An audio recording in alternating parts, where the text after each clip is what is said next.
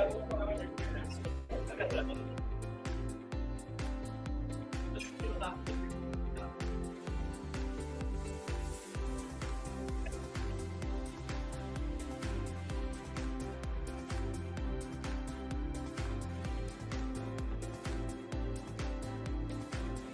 na po in 1 minute.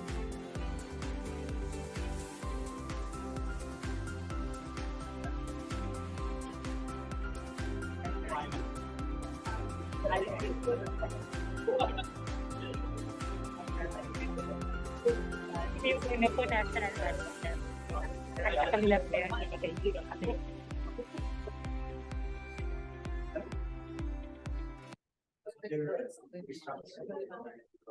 Good afternoon, everyone. Let us all rise, please, for the Philippine National Anthem.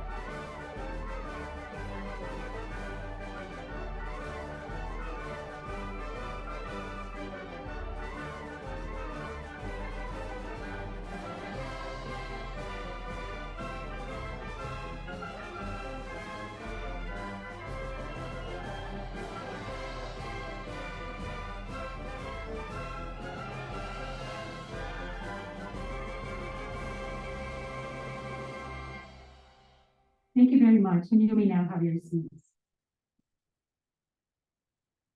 Once again, a very good afternoon, everyone. Magandang hapon po sa inyong lahat, and welcome to this high-level forum on gender-responsive and sustainable recruitment and reintegration in Philippine Migration Governance. I wish to acknowledge our guests, in particular, those joining us virtually as well, but more importantly, those who are with us in this room. I wish to acknowledge our guests from the diplomatic corps, including the Ambassador of Bangladesh, and later I understand the Ambassador of Thailand will be joining us, as well as officials from the embassies of Brunei, Cambodia, Indonesia, Laos PDR, Thailand, Japan, Norway, and Sweden. I hope I didn't miss anyone. I also wish to acknowledge our guests from government, civil society, the academe, and most importantly, we have with us 3 former overseas Filipino workers. This event is brought to you by the Bridging Recruitment and Reintegration in Migration Governance Program, or BRIDGE, which is jointly implemented by UN Women, IOM, and ILO, with support from the Migration Multi-Partner Trust Fund. BRIDGE is honored to partner with UP-CIFAL, led by Dr. Edna Ko and her team, who put together the program for this afternoon. I am Kathy Torres, Bridge Program Officer at UN Women Philippines, and I will be your moderator. So recruitment and reintegration, these 2 words in the forum's title describe the 2 processes that bookend the labor migration process. But let us be clear that what we are talking about this afternoon is the entire migration journey. This is why the program is called Bridge.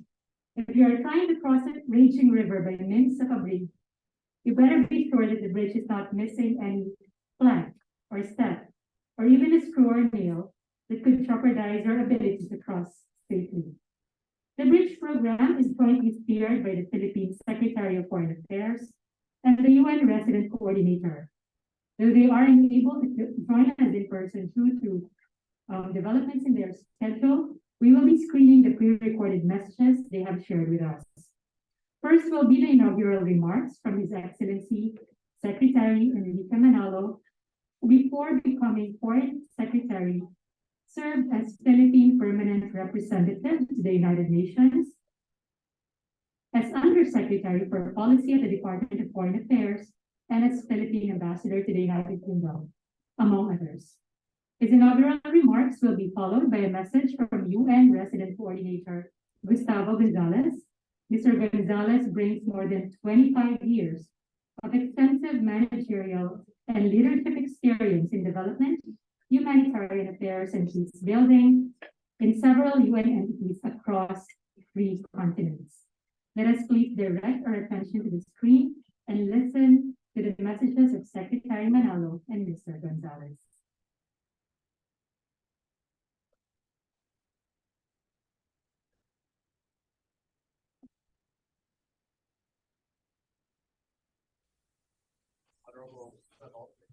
Secretary of the Department of Migrant Workers, Mr. Gustavo F. Gonzalez, Resident Coordinator of the United Nations, Attorney Sarah Lou Y. Arreola, Regional Director for Asia and the Pacific, International Organization for Migration, Dr. Edna Estefania A. Ko, Director of UP-CIFAL Philippines, Ms. Sarah Nibs, Deputy Regional Director, UN Women Regional Office for Asia and the Pacific, honorable guests from the diplomatic community and civil society, ladies and gentlemen, magandang umaga. Starting from 40-odd years ago, when Filipino engineers and nurses were hired in small groups by employers in other countries, the number of overseas Filipino workers has grown to over 5 million, in addition to another over 5 million Filipino permanent migrants, including dual citizens abroad. In response to the overarching necessity to protect the rights and promote the welfare of our OFWs, the Office of the Legal Assistant for Migrant Workers in the Department of Foreign Affairs was established by law over 2 decades ago. This office evolved to become the Office of the Undersecretary for Migrant Workers Affairs, by which the DFA, through its embassies and consulates around the world, is enabled to extend various types of assistance to Filipino nationals abroad who find themselves in distressing situations. Through the Assistance to Nationals unit at its foreign service posts, the DFA has assisted countless numbers of vulnerable overseas Filipinos. Beyond labor concerns, our ATN units help Filipinos who are accused of crimes, who are already in jail, and who are already convicted and may even be on death row. The DFA also assists Filipinos who are victims of crimes, such as physical or sexual abuse, and of various forms of human trafficking. The DFA has evacuated Filipinos from areas of conflict or disasters abroad and repatriated thousands of overseas Filipinos over the years, and especially during the COVID-19 pandemic. I am pleased to announce that most of the DFA's ATN services for OFWs will, by virtue of Republic Act 11641, be taken over by the newly created Department of Migrant Workers by the beginning of next year. I also wish to mention that the creation of the DMW was cited as one of the Philippines' best practices in the implementation of commitments under the Global Compact for safe, orderly, and regular migration.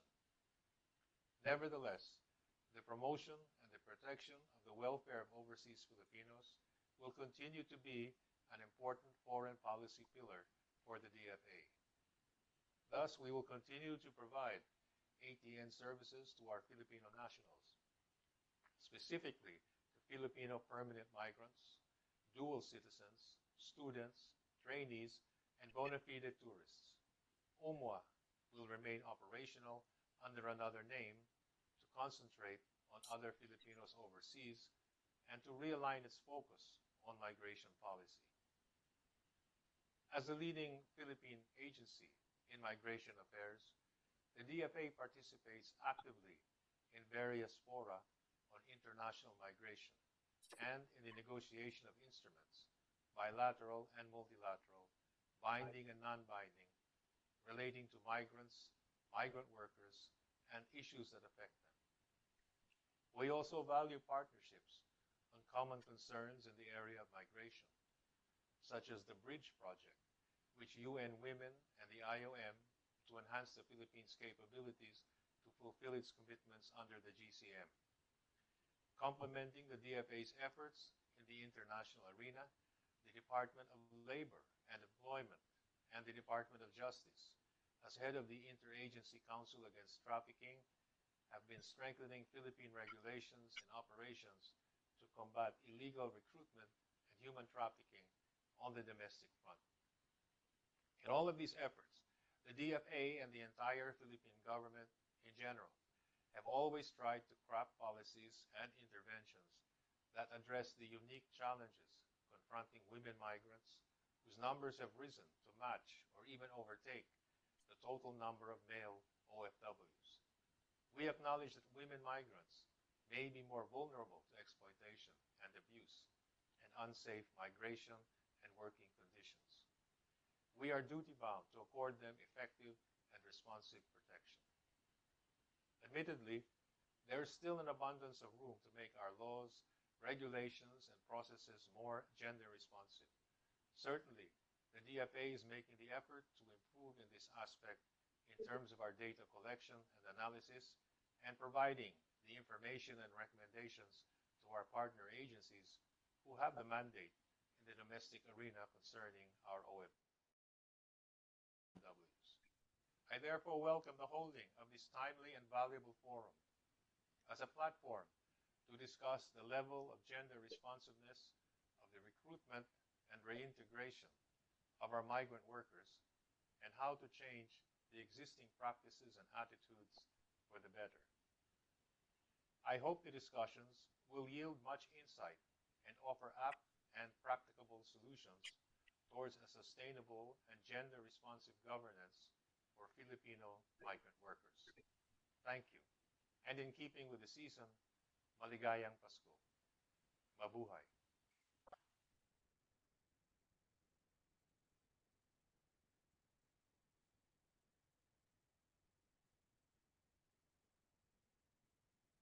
Excellency, Secretary of Foreign Affairs, Enrique Manalo, UP-CIFAL Director, Dr. Edna Ko, distinguished speakers, partners from the public and private sector and civil society organizations, colleagues from the UN system, friends, magandang hapon po sa inyo lahat. Thank you for joining us in this high-level forum on gender-responsive and sustainable recruitment and reintegration in Philippine Migration Governance. As you know, this is the culmination of a series of forums organized by the Bridging Recruitment to Reintegration in Migration Governance program, what we know as BRIDGE, in partnership with the University of Philippines, CIFAL Philippines, to bring together the wealth of knowledge and experience of various migration actors on issues related to gender and labor migration. The BRIDGE initiative is a good example of partnership. It is a joint program implemented by UN Women, the International Organization for Migrations, IOM, and the International Labor Organization, ILO. Resources for BRIDGE are provided by the Migration Multi-Partner Trust Fund. To start the discussions, let me share an important data. The Philippines has more women than men working overseas. The 2021 survey on overseas Filipinos, just released earlier this month, found that 60.2% of overseas Filipino workers were women. Whether we celebrate this trend or worry about it is a very difficult question, and I'm sure it will be present in your discussions. On the one hand, human mobility for employment can be an empowering experience, and the fact that this option is available to women is worth celebrating. But on the other hand, women migrant workers continue to be concentrated in precarious jobs. 64.8% of women were in elementary jobs, such as domestic work. Another important data is that more than 1 million overseas Filipino workers have returned since the start of the pandemic.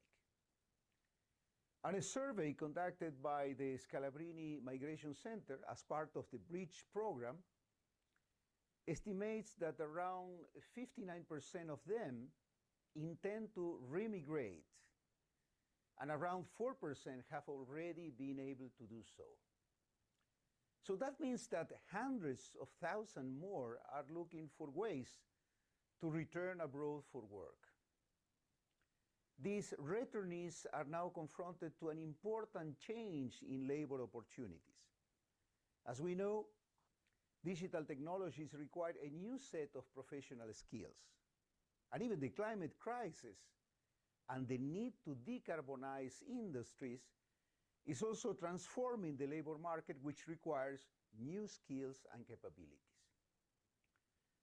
So we can rightly ask at this stage if women are better prepared for such new requirements. We know that male overseas Filipino workers are 10 times more likely than female to occupy technical jobs, such as technicians, plant and machine operators, and assemblers, according to the survey. This is why the Bridge program has incorporated digital skills training in its reintegration interventions, working with connected women, and is also partnering with ATICA, Overseas Workers and Communities Initiative, to train overseas Filipino workers and family members in agroforestry. So I'm sure that today we will hear about other migration agencies which are tackling those challenges in the labor migration market. Dear partners and friends, in closing, I would like to thank Dr. Edna Ko and her team in UP-CIFAL Philippines for today's conversation. UP-CIFAL is a long-standing partner of the United Nations. And I would like to also greet our overseas Filipino workers and other Filipino migrants and advance a happy International Migrants' Day. So I hope that our collective efforts help you, overseas Filipino workers, to navigate your migration journey. You are making a valuable contribution to this great nation. Maraming salamat po. Thank you very much, Secretary Manalo and Mr. Gonzalez. So December 18th is, of course, International Migrants' Day. So already, Secretary Manalo and Mr. Gonzalez have surfaced some important themes that are essential for us to discuss as we talk about gender-responsive labor migration governance. I also, again, would like to take the opportunity to greet the Ambassador of Thailand. Welcome, Excellency. It has been almost 1 year since then President Duterte signed Republic Act 11641, creating the new Department of Migrant Workers, or DMW. The past year has been a very busy one for the agencies involved in the transition to the new ministry. Nonetheless, Secretary Susan Ople and her team have already delivered some important initial successes in enhancing our labor migration services and policy. Secretary Ople is unable to join us because she is at this very moment meeting with our core of the case to discuss how to translate those policy and service improvements on the ground in their respective jurisdictions.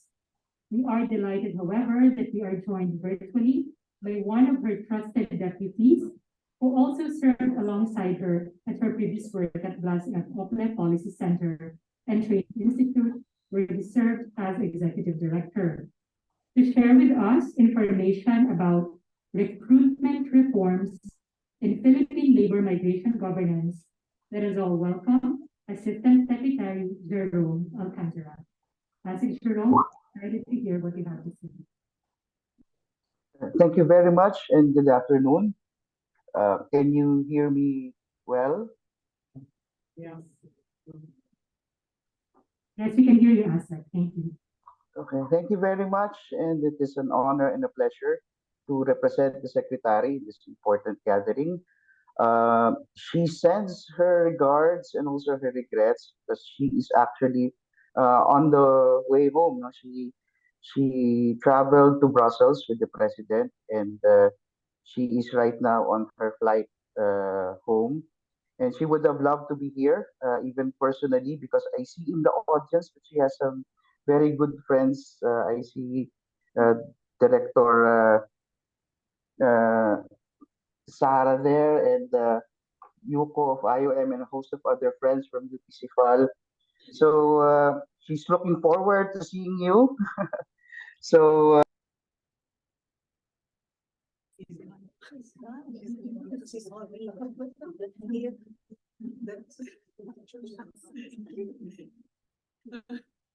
Did we lose as secretary? Okay, hopefully he'll be able to rejoin us soon. Let's give it a few moments. In the meantime, yeah, it's been more than 2 years since we've been doing this, but technology always has a way of making it difficult for us. I'm not sure if we should move on to the next presenter in the meantime, while Asik Jerome tries to rejoin.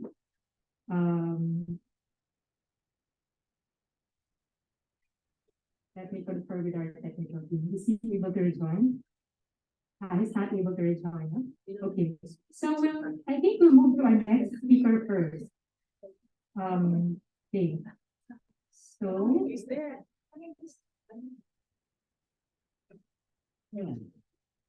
All right. Asset, are you back?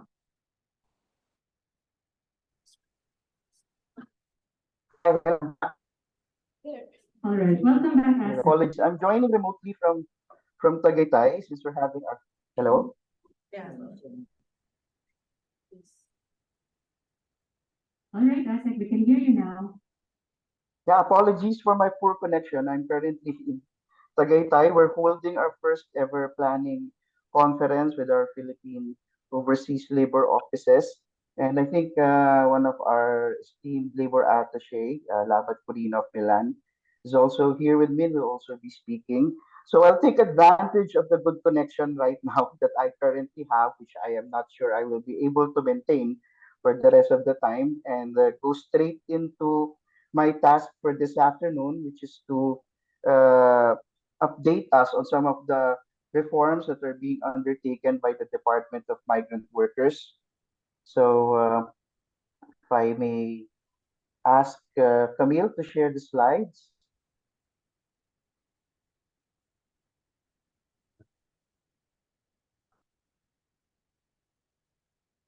Okay, so we are the youngest agency in government, and once again, we wish to thank one of our, kumbaga parang ano, no, godmother ng Department of Migrant Workers, Yusek Sara Ariola, was part of the transition committee who helped shape and mold the department, its mandate, its functions, and its implementing rules and regulations. And we are carrying the torch forward. Next slide, please.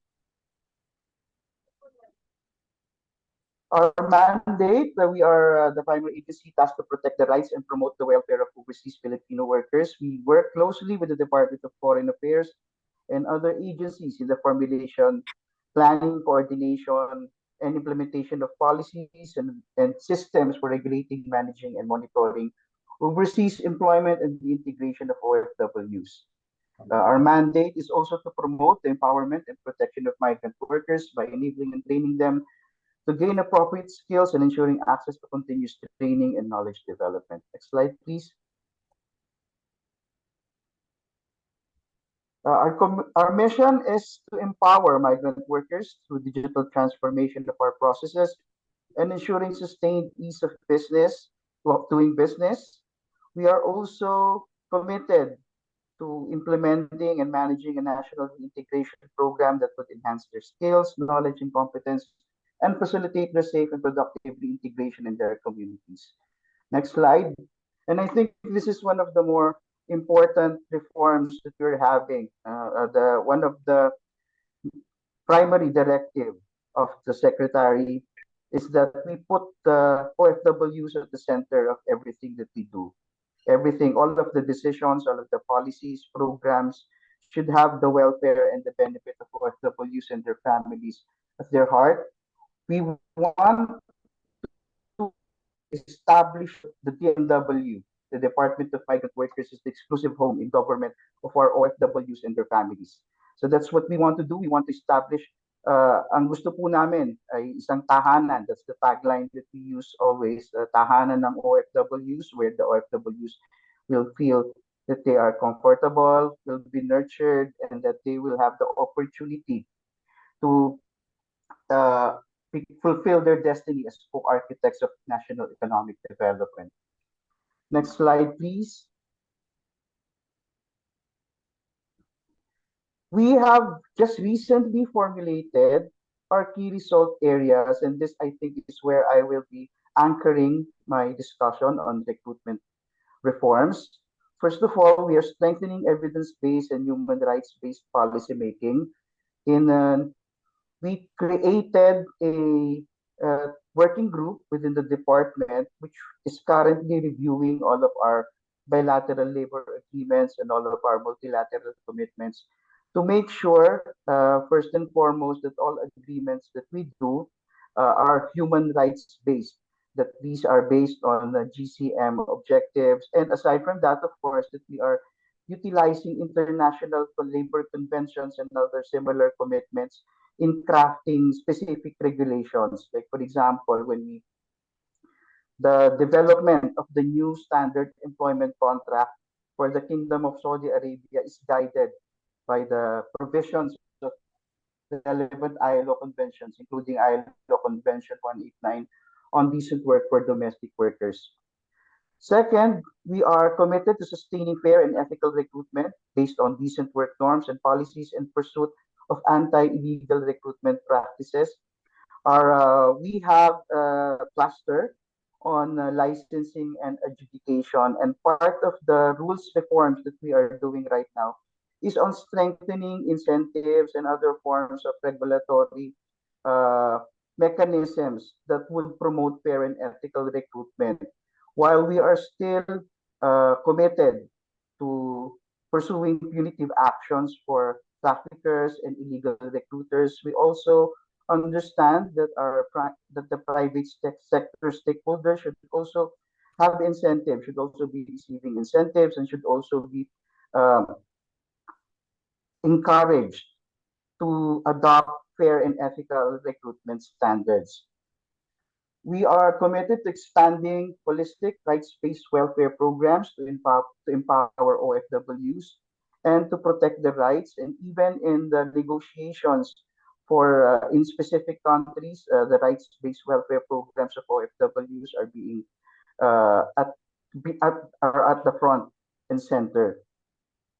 The department is also working with stakeholders in providing full cycle national reintegration services for returning OFWs regardless of their documentation status.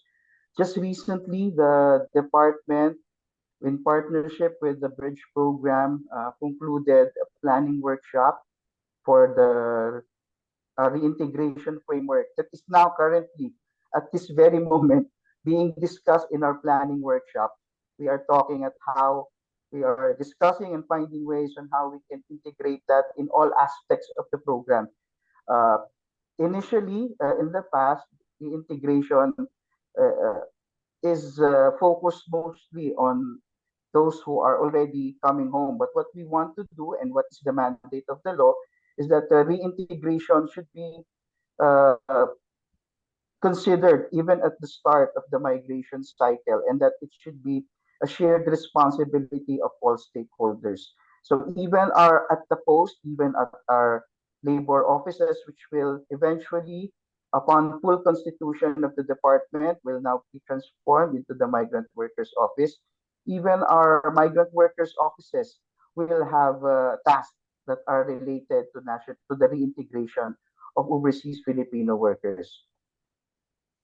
We are also working towards effective governance, migration, and building of migration capacity through organizational development, judicious resource management, and continuous process improvement and lifelong learning. We understand that migration, especially labor migration, is very fluid and it is something that's country specific.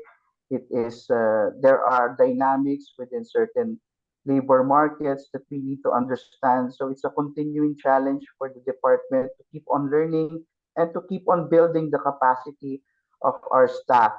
One of the major agreements that we've had with some of our partners from the private sector, I saw that Pasay, Ma'am Edwina Beach of Pasay will also be talking later. But one of the major agreements that we've had during our consultations is that we will be having uh, that our personnel who are involved in accreditation, verification, and other regulatory functions will also be receiving training and orientation from the private sector on the nature and dynamics of labor markets so that our processes will also be guided by market realities. Next, please. To be able to do all of that, we are adopting digitalization towards immigration governance. We have started to as part of our ease of doing business strategy, we've started to digitalize and provide online platform for contact verification and for other recruitment processes. And later in the month, we will be launching a digital overseas employment certificate, which is expected to uh, eliminate the long lines that we've been used to for OFWs who have been securing their OECs in the past.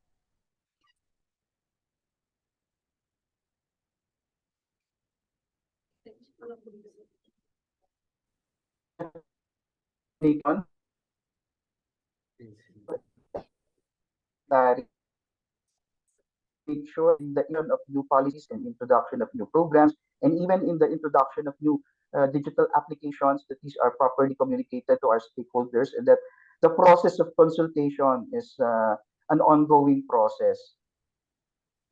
We will also be implementing a lot of capacity development, learning, and growth. The department will be instituting an institute for labor migration, which, in partnership with international organization and the private sector, aims to build continuously the level of knowledge, skills, and even the perspectives to promote a more global perspective for DMW employees, officers, and stakeholders.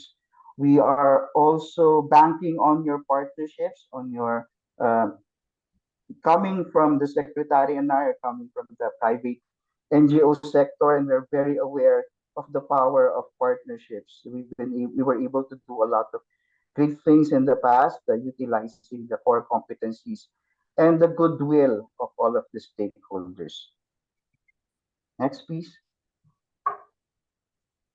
And this all emanate from the mandate of the president. The president is, as in his recent trips and his policy pronouncements, have put in placed migrant workers, OFW rights, families of OFWs as front of center in his major policy pronouncements. And in fact, in reintegration, for example, there is uh, a directive from the president that all of the government agencies should be making their programs and services available for the reintegration and other forms of services for overseas Filipino workers. So it's now really a whole of government approach when it comes to reintegration. So as we are building the home, the exclusive home of the OFWs and their families in the Department of Migrant Workers, we wish to once again extend our appreciation and gratitude to the members of the Bridge Consortium, to our international partners, to our friends from the academe. I remember very fondly uh, a project which we did with UP-CIFAL, funded by the Global Fund to End Modern Slavery and the International Organization for Migration, on where we mapped the policies and practices on recruitment in Middle East and Gulf countries. And we wish to assure CIFAL and IOM that study, although it's many hundred pages long, still guides us, especially right now as we are developing the inaugural rules of the Department of Migrant Workers for land-based and sea-based. So we're very excited. On December 21, the President is scheduled to sign the General Appropriations Act, and upon that signing, we will now be a fully constituted department, and we are requesting for all of your prayers because what we will be doing is something unprecedented. It's an experiment, and we need all of the prayers, all of the support, and all of the guidance that we can get from our partners and stakeholders. So thank you very much, and we wish you a very fruitful rest of the workshop. Thank you. Thank you very much, Architect Jerome, for those important updates. Much to look forward to there, and we are, as you said, we will pray for December 21. So the DMW is, of course, a major partner of the Bridge program. I also would like to take this opportunity to recognize the Undersecretary for Migrant Workers Affairs, Undersecretary Eduardo de Vega.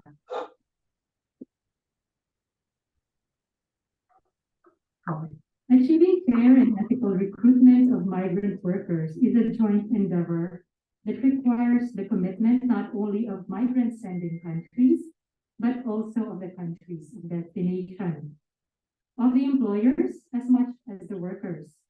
Our next speaker will be presenting virtually is a Bahraini national, an economist, and a practicing expert in the field of migration management, labor reform, and combating trafficking in persons and modern slavery in the Middle East. He was the Chief Executive Officer of Bahrain's Labor Market Regulatory Authority and Chairman of the National Committee to Combat Trafficking in Persons. He reformed the Bahrain labor market and devised the first ever sponsorless work visa in the Middle East. He was awarded the Trafficking in Persons Hero Award by the U.S. Department of State for his achievements. Friends, let us listen to the founder and principal consultant of MindMap Consultants, Mr. Ausama Alapsi. Mr. Alapsi, you have our attention.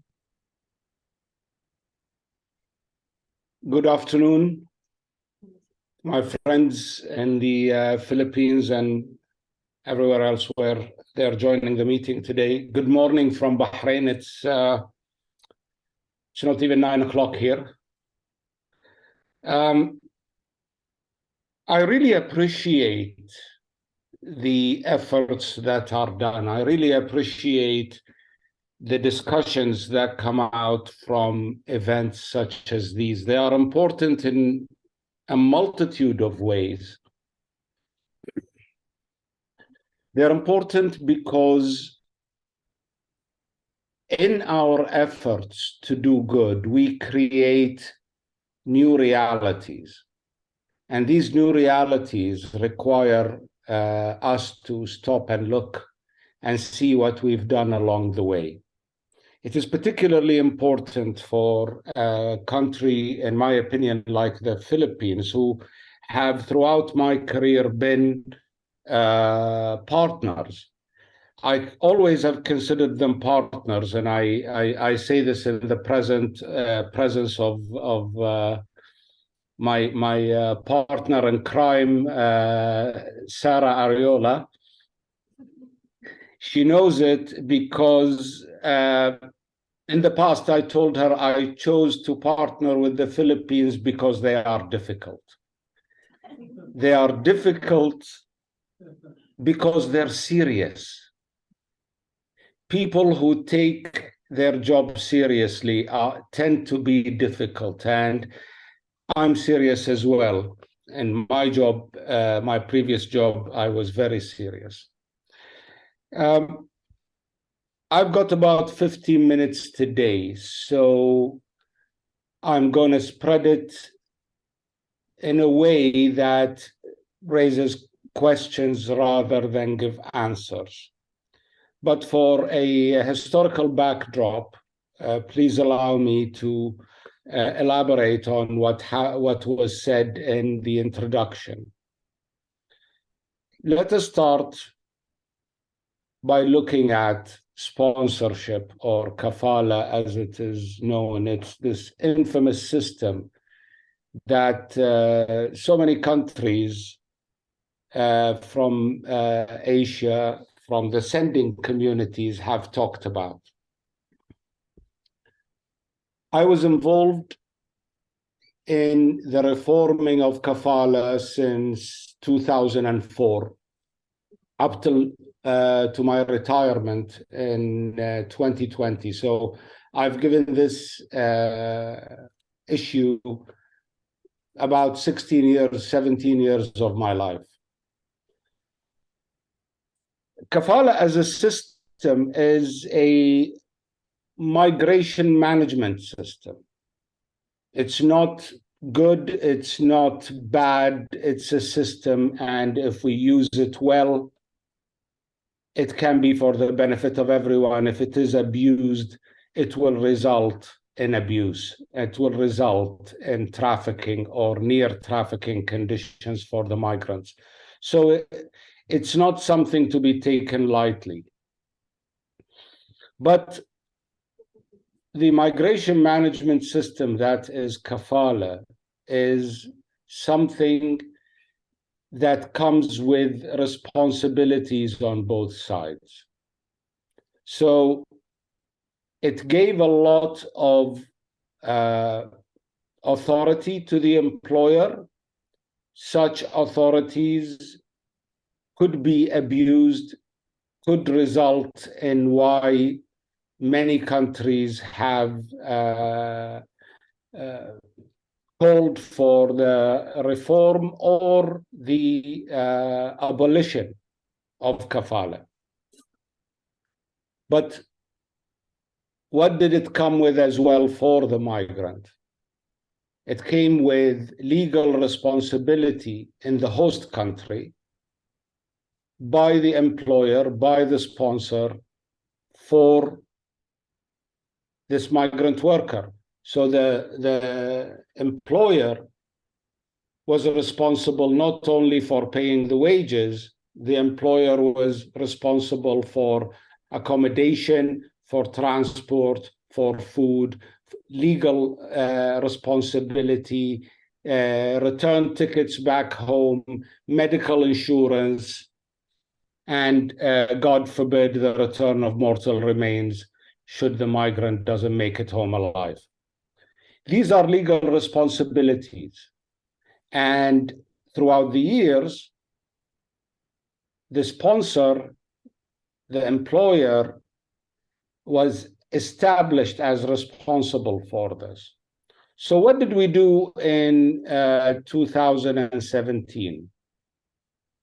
In 2017, we launched the very first of its kind sponsorless visa, which meant that migrants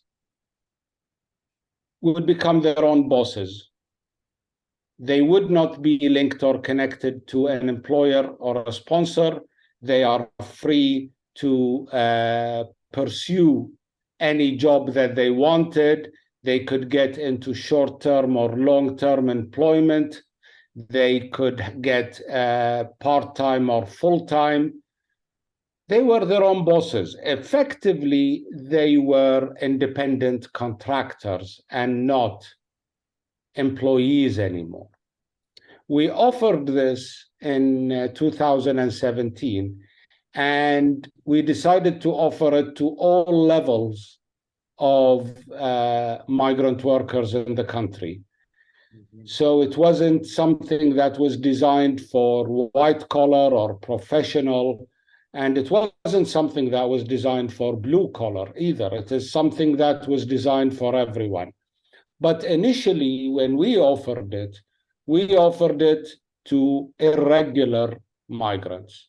So people who were in the country irregularly, they came in, they had a falling out with their employer, it got canceled, or they were reported as absent from work, or for whatever reason, migrant workers who were irregular were the first customers of this sponsorless or self-sponsored visa. We partnered with the government of the Philippines at the time. It was the Foreign Office, as headed by my dear friend Sarah Ariola, and we promoted it to the Philippines community, the Filipino community in Bahrain. We had so many town hall meetings with them. The embassy and the ministry back in Manila did fantastic work. They went to as far as paying for the fees for the workers. And we have, and that there exists many video footage of them coming in and doing the process, walking into that center of ours, irregular, afraid, and unable to function, and leaving within an hour as a statement of the resilience of people and the willing of governments on both sides. They left as the first of their kind self-sponsored migrant workers in the Gulf. It has never been done before at the time. Many of them were women. Many of them were former domestic workers. Some were service workers. And I remember, and I'm sure Sarah sitting over there will testify, the elation, the happiness, the pride. It was amazing.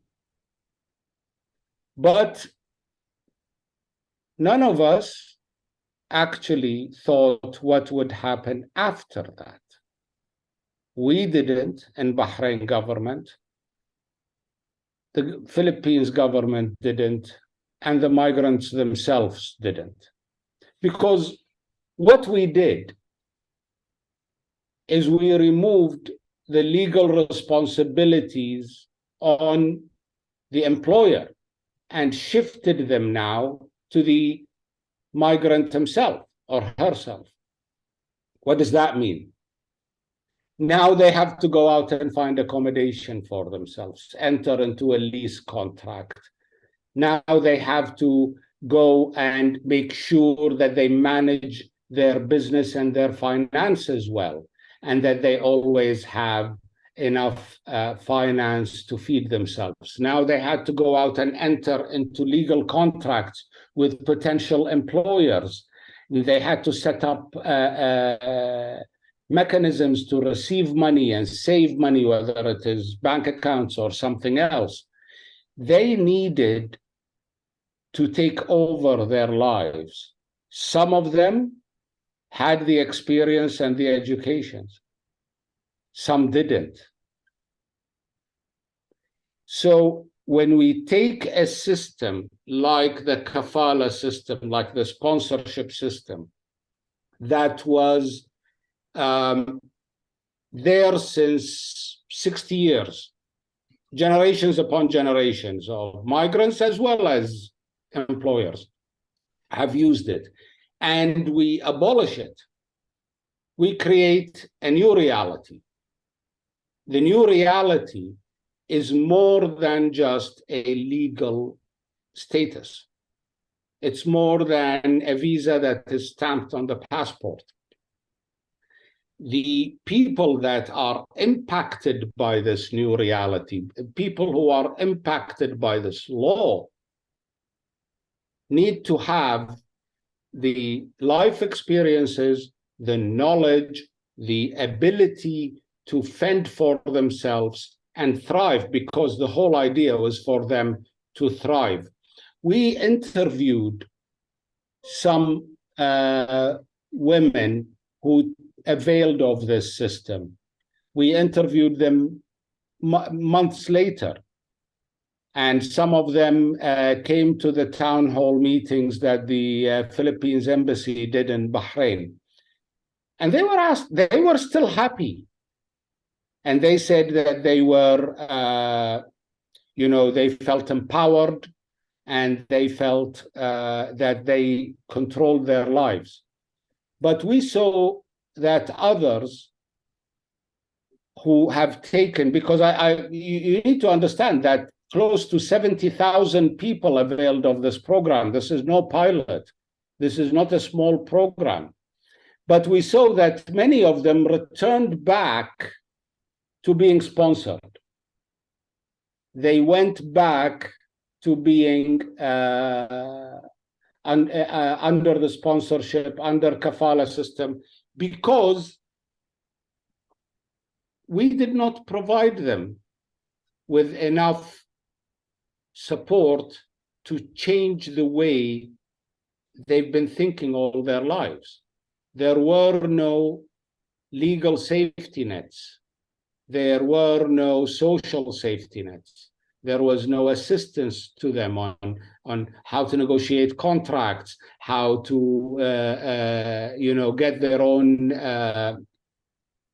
get their rights back. And I'm not saying this to criticize any government. I criticize my own system before I would do it to that. We work towards a noble cause. That was definitely what drove us. But at the same time, once these people, many of them were women, got this new visa, what happened? They became on their own. No support. They had to fend for themselves in a foreign land. They had to find jobs. They had to negotiate contracts. They had to have the ability to negotiate contracts. And that is not something to be taken lightly, because they would be negotiating with established businesses, people who are experienced and know what they want.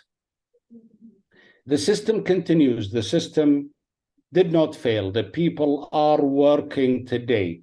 But I say my piece today because there's a new department in the Philippines dedicated to overseas Filipino workers. And I call upon them to look at if we continue, and I urge the government of the Philippines to continue with its policy of empowering their migrant workers, of pushing for kafala reform, but it is not only something that we do at a government-to-government level. What happens on the first day post-kafala, post-sponsorship? Are we ready? Are the migrants ready? It was said in the introduction that I was the chairman of the National Committee to Combat Trafficking in Persons, and that I received a Trafficking Hero Award from the Americans. Well, let me tell you, from my work on combating trafficking, what is the number one threat that we have? The number one threat that we have is vulnerability. If the individual was not vulnerable, traffickers will have no access to that individual. Empowerment is key. We can fight the crime, but better to prevent it is to empower the migrants so that they are not vulnerable to victimization. And we need to create systems where we support them. We reached a stage, back to the flexi system, to the sponsorship system, we reached a stage where we had over 70,000. Now we have fewer than 30,000 in this system. There were, of course, many reasons to this, including COVID, including the shift in the employment.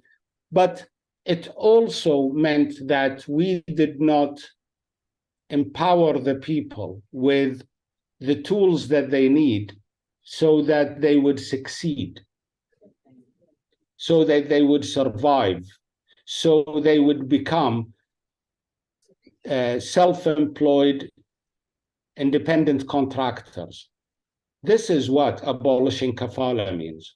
It's taking people from an employee to a self-employed, independent contractor.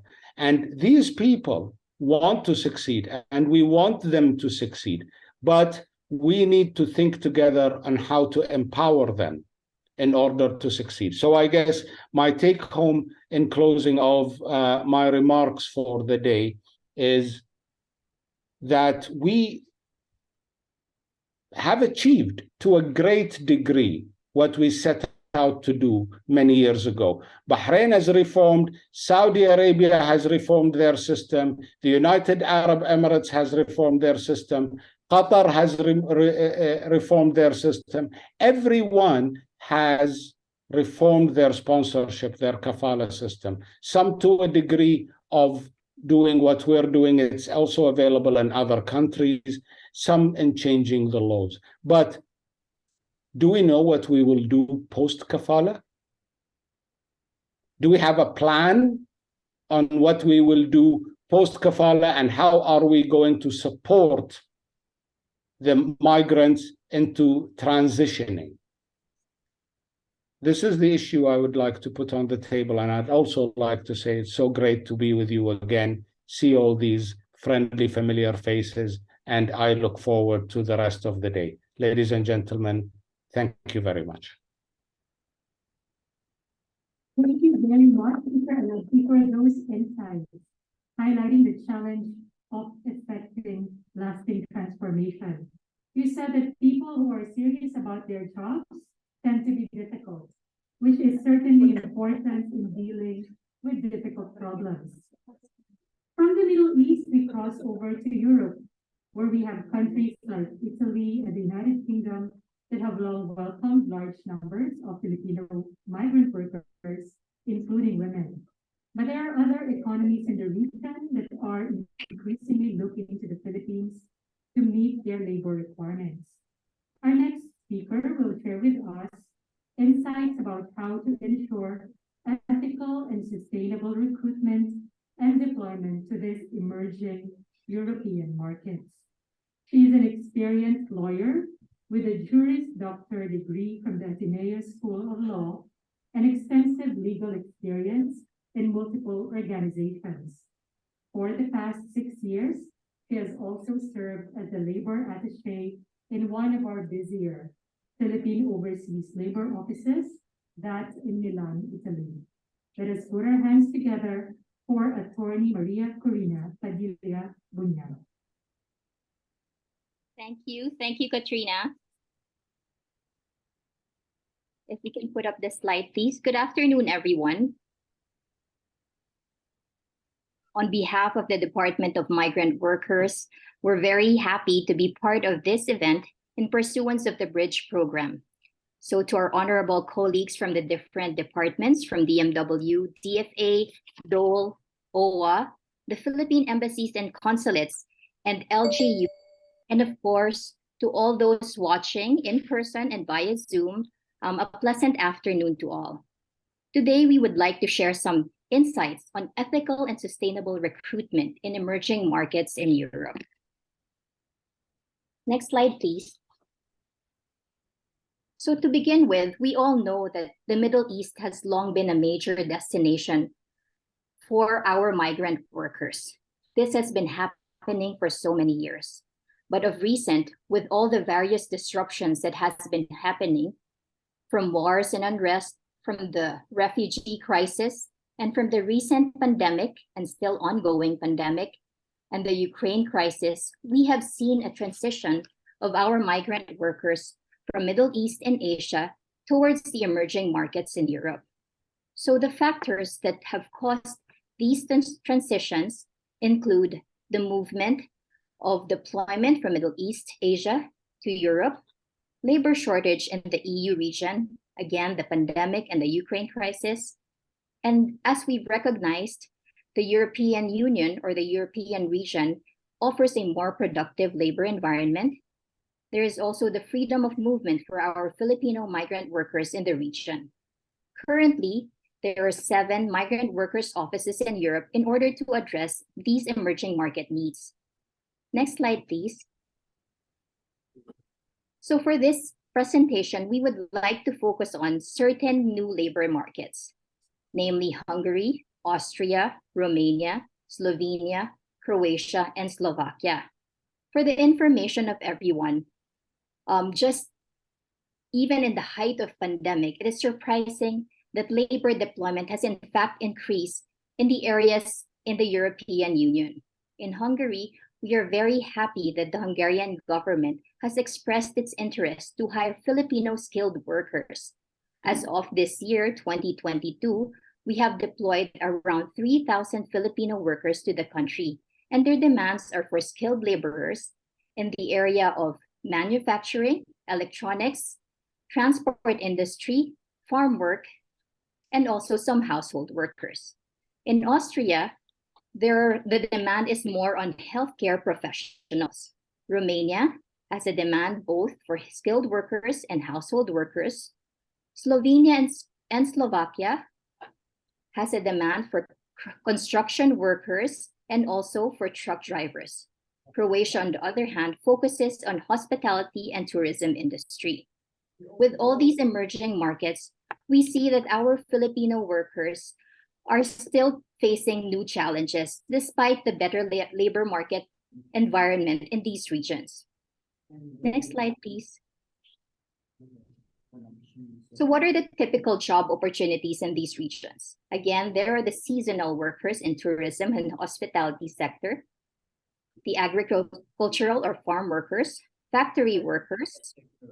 We still have our HSWs, truck drivers, and healthcare professionals. Next slide. But despite these new emerging markets being located in Europe, as mentioned by our honorable esteemed colleague earlier in the earlier presentation, labor migrant workers remain very vulnerable. Just to give you a snapshot on statistics on the vulnerability to exploitation of our labor migrant workers, around 40 million as of 2020 have still been victims of modern slavery globally. There are 25 million people who have been victims of forced labor, with the majority being exploited in the private economy. More than half of the victims are women, and almost 1 in 4 victims were migrants. Next slide, please. So why do labor migrant workers remain vulnerable to exploitation, particularly focusing on these new emerging markets? First, the nature of the jobs in these markets are seasonal, especially in the hospitality and tourism sector. Most still remain in the low or medium skilled type of work. And there is also the complicated outsourcing system such that most of the workers are deployed by outsourcing companies and not directly by the end employer. Of course, we face language and cultural barriers. The visas also of these workers are still tied to their specific employers despite the mobility or freedom of movement in Europe. There is lack of effective grievance mechanism. And as we now see from the frontliners ourselves in the migrant workers' offices, we see that there are still gaps and inconsistencies within countries' policies and laws governing labor migration, vis-a-vis our current regulations from POEA and DMW. Next slide, please. So we focus on how to address these vulnerabilities by providing and ensuring that there shall be ethical and sustainable recruitment. First, what do you mean by ethical recruitment? This means that we engage in work practices that are legal, fair, and those that ensure decent treatment of workforce by meeting or even exceeding minimum employment standards. This is why we wish to focus more on Europe, as we wish to provide workers with better quality jobs. We all know that most of our migrant workers still belong to the lower skilled workers, and we wish to provide them or upgrade their skills so that they will be able to work for higher skilled jobs in these emerging markets. Next, how do we make recruitment sustainable? By engaging in work practices that meet current needs in a durable and lasting way that does not compromise the future of the business or industry. These emerging markets in Europe provide a great opportunity for our Filipino workers because they provide family reunification opportunities. They provide permanent residencies for our migrant workers. And most of all, they provide freedom of movement for our migrant workers. This will ensure a more lasting framework for our migrant workers. Next slide, please. So how do we establish ethical recruitment practices? This goes for both employers and also recruiters, and also for migrant workers to know these practices so that they are ensured of their rights as migrant workers. First, respect the rights of migrant workers throughout the labor migration process. Once these workers are deployed from the Philippines, the deployment process does not stop there. In fact, the risks, vulnerabilities begin at this point. So we have to ensure that from the time they are prepared for deployment, from the time they are deployed to the host country, during the entirety of their term of contract, and up to the point of repatriation, that their rights as migrant workers are respected. Next one would be to adopt the employer pays principle of recruitment. We wish to promote ethical recruitment such that most of our Filipino workers should not be compelled to pay placement fees. This is a very burdensome. This is very burdensome to our Filipino migrant workers who have to loan money just to be able to be deployed abroad. Next is to carry out human rights, due diligence, and business operations and supply chains.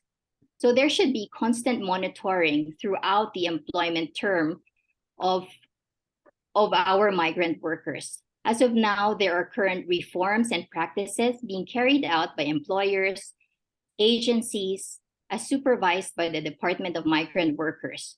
We usually require the employers and agencies to have welfare desk officers.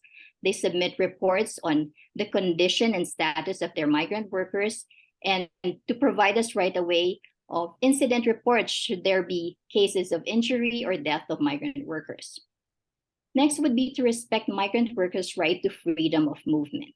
We've all heard stories about employers keeping passports, the passports of their workers, prohibiting them from leaving the premises of the homes or of the workplace or of the accommodation. We should respect migrant workers' right to freedom of movement. Next is to provide access to remedy. Even if these workers get the impression that while they are in Europe, they should have a more protective labor environment, there are still cases of abuse in terms of disrespect or non-compliance with the terms and conditions of employment. So we have to provide access to remedy for them. They can come to the Department of Migrant Workers, the migrant workers' offices to seek redress. Next slide, please. So what is the role of the Migrant Workers Office in order to promote and ensure an ethical and sustainable recruitment process? First, as mentioned earlier, the administration, the Philippine administration, has come up with a dedicated department solely for migrant workers. The Department of Migrant Workers Act was enacted on 2021, and it is the executive department of the Philippine government responsible for the promotion and rights and welfare of overseas Filipino workers. Then we have our Philippine Overseas Labor Offices. which are the operating arms of the DMW, now called, our polo offices are now called migrant workers offices. And we are the frontliners at different posts tasked to ensure that the rights and welfare of our OFWs are protected. Next slide, please. So as we know, labor migration is a national thrust for our economic growth. Philippines has always been seen as a model country in regulating migration. And with DMW being a dedicated department for OFWs, we are tasked to make sure that we create more reforms for the protection of our overseas labor workers. We've heard earlier from our esteemed Assistant Secretary, Mr. Alcantara, of the updates on the DMW policies and the reforms being done by the department for our migrant workers. We also have a very established regulatory system for recruitment and deployment of Filipino workers through the POEA. In fact, other countries such as Hungary have been working closely with us in order to replicate this system.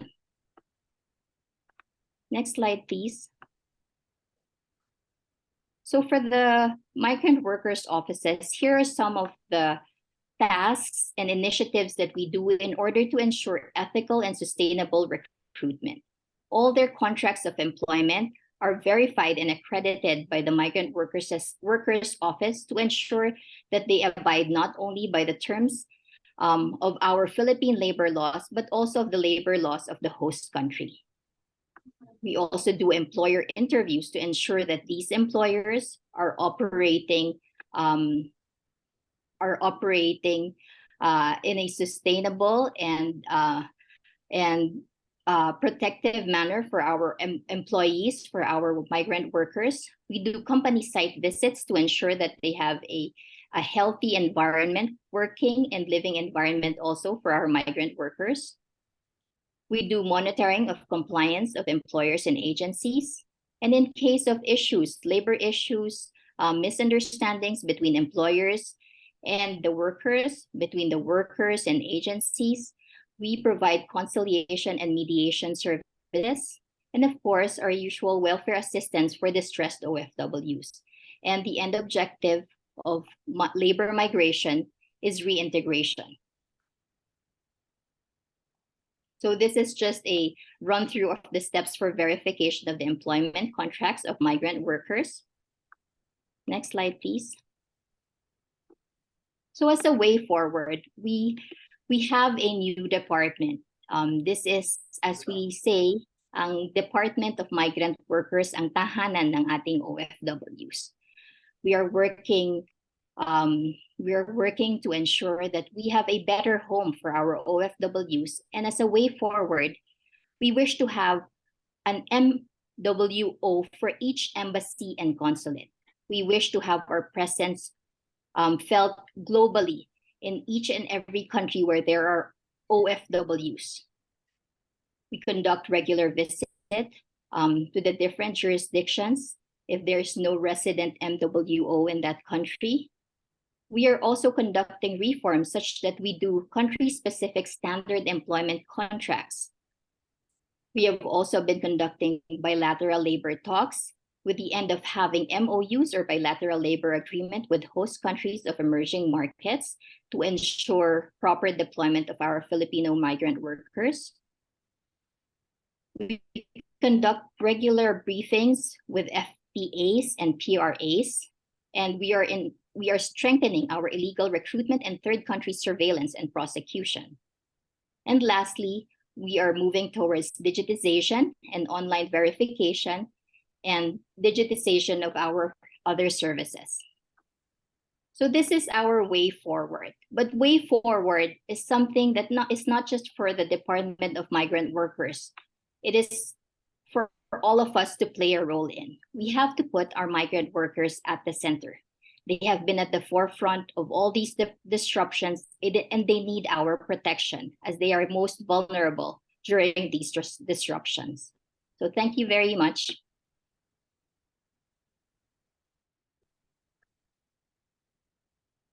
Thank very much, Attorney Bunyad. I believe we are all hoping that this new opportunities you shared will be harnessed safely and effectively to the benefit rather than the disadvantage of our migrant workers.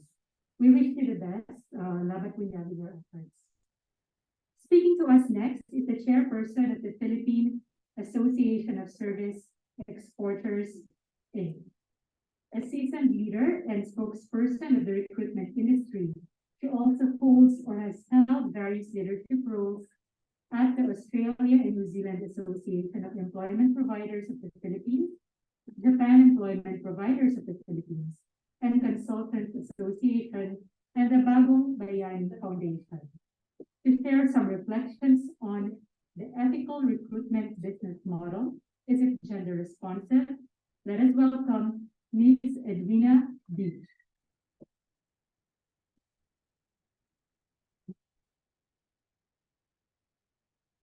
Thank you. And present good afternoon to everybody. Now we will hear the side of the people deploying the workers overseas. We're going to talk about the gender equitable recruitment and recruitment. Can we start the slides, please?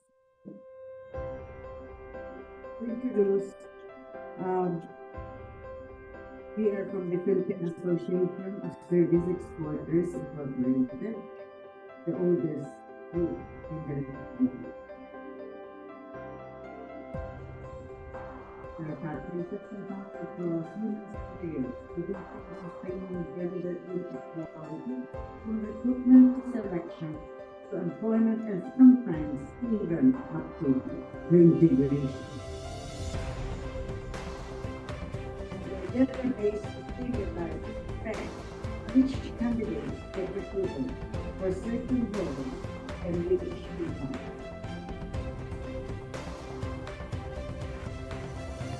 And how the candidate mechanism and why, and how salaries are negotiated for person of group. How managers provide feedback to their employees.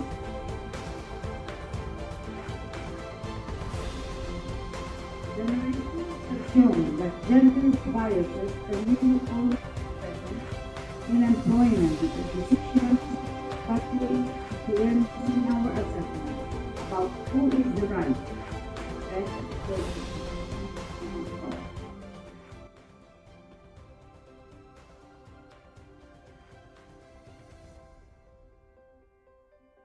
Generations have shown that gender bias is really always present. Like I said, subtly influencing our assessments about who is the right and the best person for the job. Adapting to non-gender bias recruitment. Do not advertise gender for the coded wordings.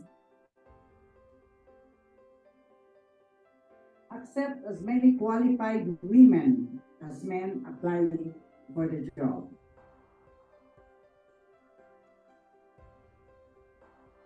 Apply the same evaluation standards. Job interviews must be likable and competent. Selection criteria must not favor any gender and do not allow managers the guise of objectivity. Managers justify prejudicial decisions under the guise of objectivity. Try to establish the conditions after which anonymous recruitment is most effective.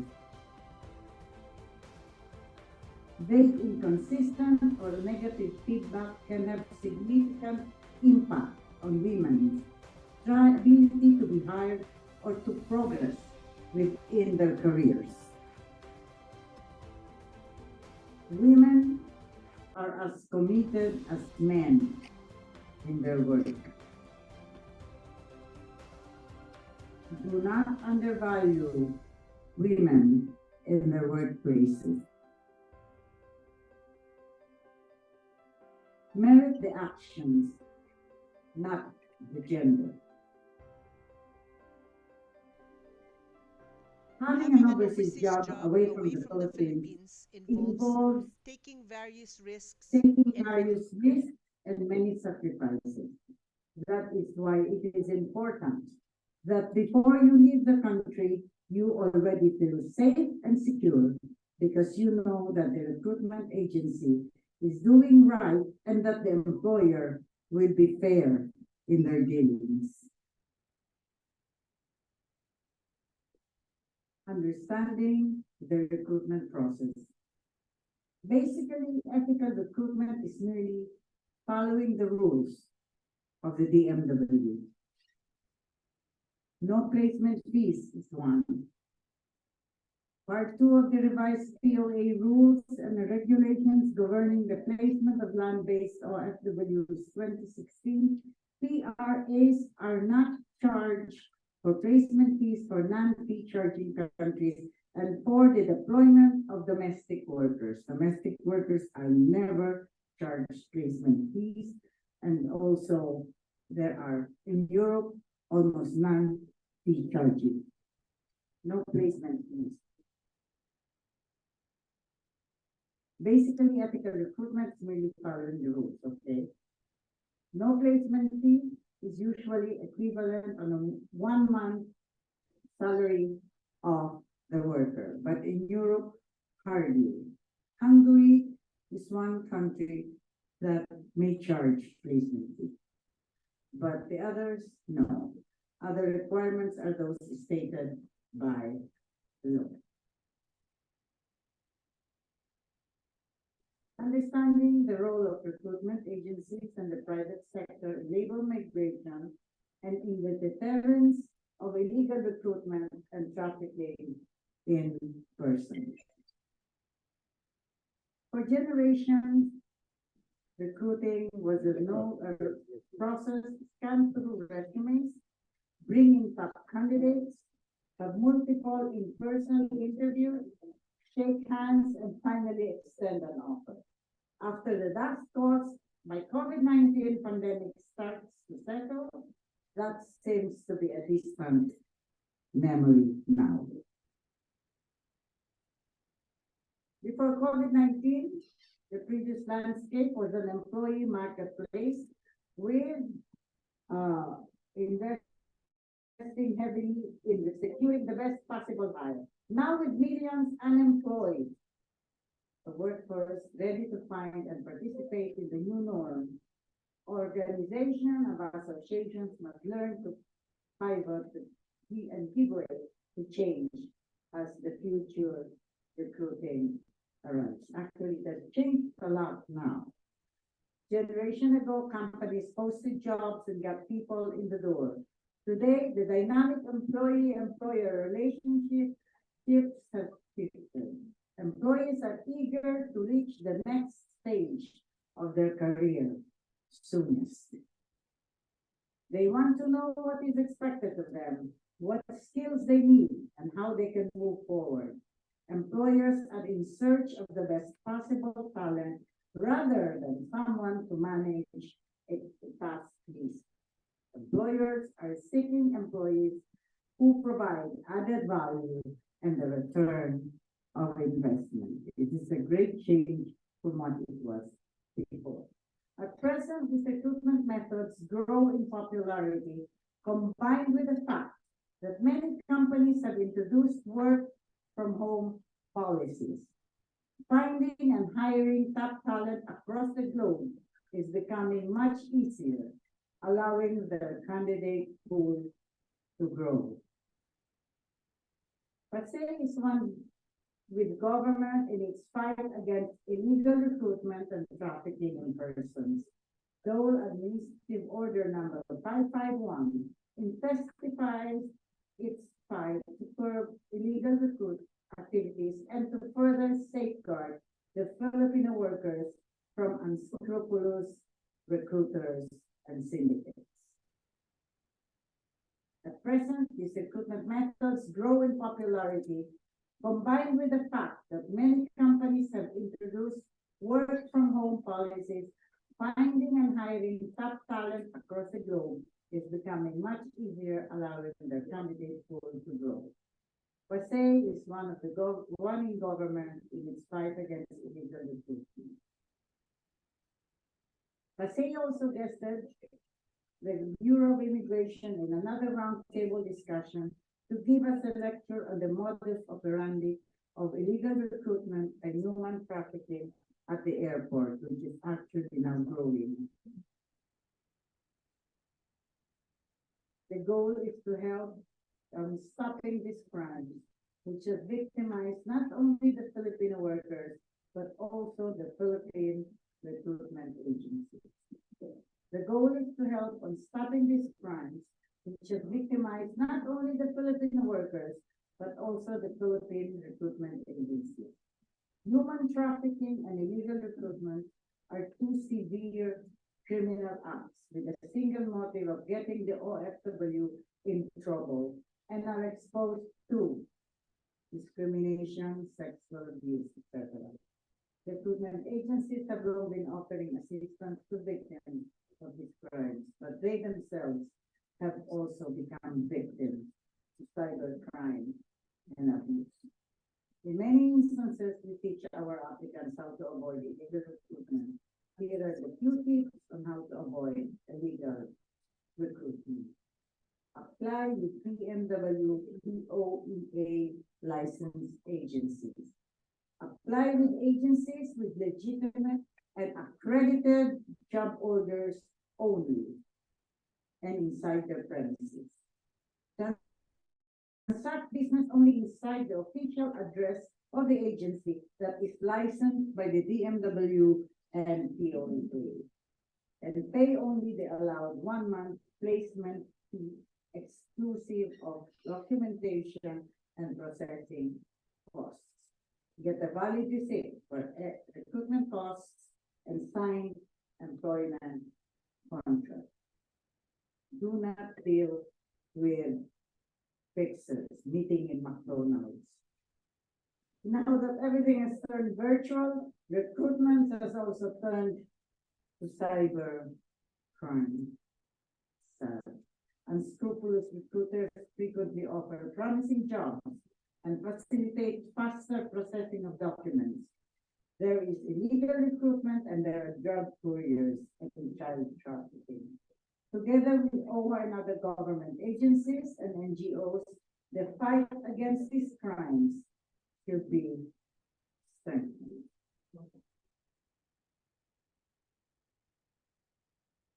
Undocumented OFWs are often the victims. As ASEAN, we should all work toward the elimination of illegal recruitment, human trafficking, and drugs. Adhering to fair and ethical recruitment.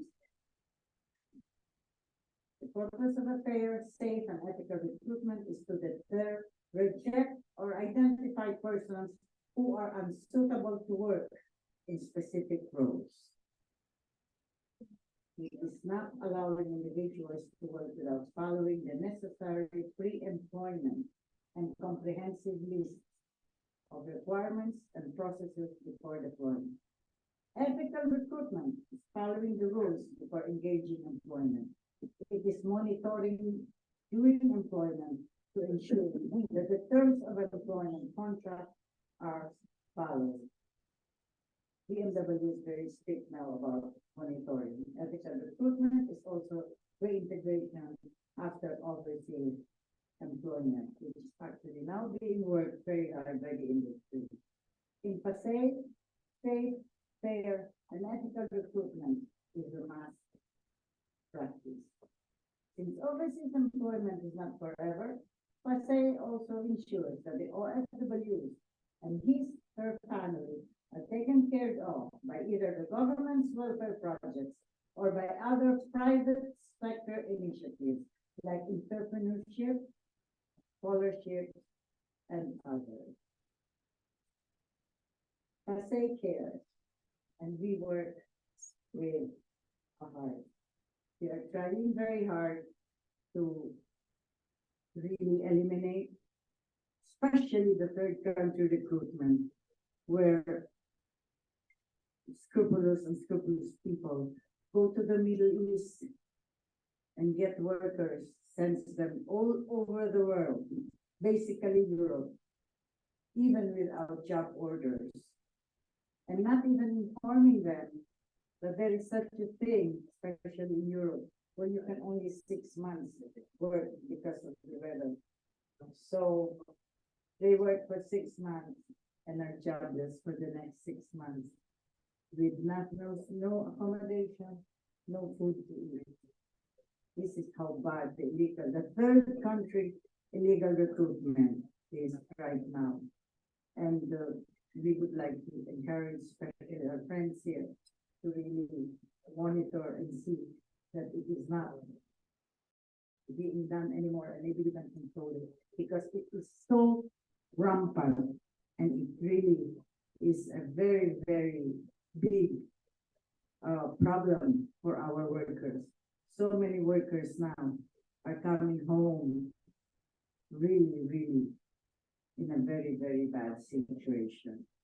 So please help us in this field that we can control the third country recruitment, and maybe find an alternative for the legal movement of workers, because they take advantage of this, because they know that it is not a crime to move, so they just move from one employer to another, and without knowing they go to the bad employers, because these are the employers that pick them up because they do not follow rules and they treat them badly. So thank you very much, and we believe with this kind of forum we are going to get solutions to our problems, and maybe have our Filipino workers work all over the world peacefully and really work and gain employment, very good employment, and come back and be able to get a job here in the Philippines. Thank you very much.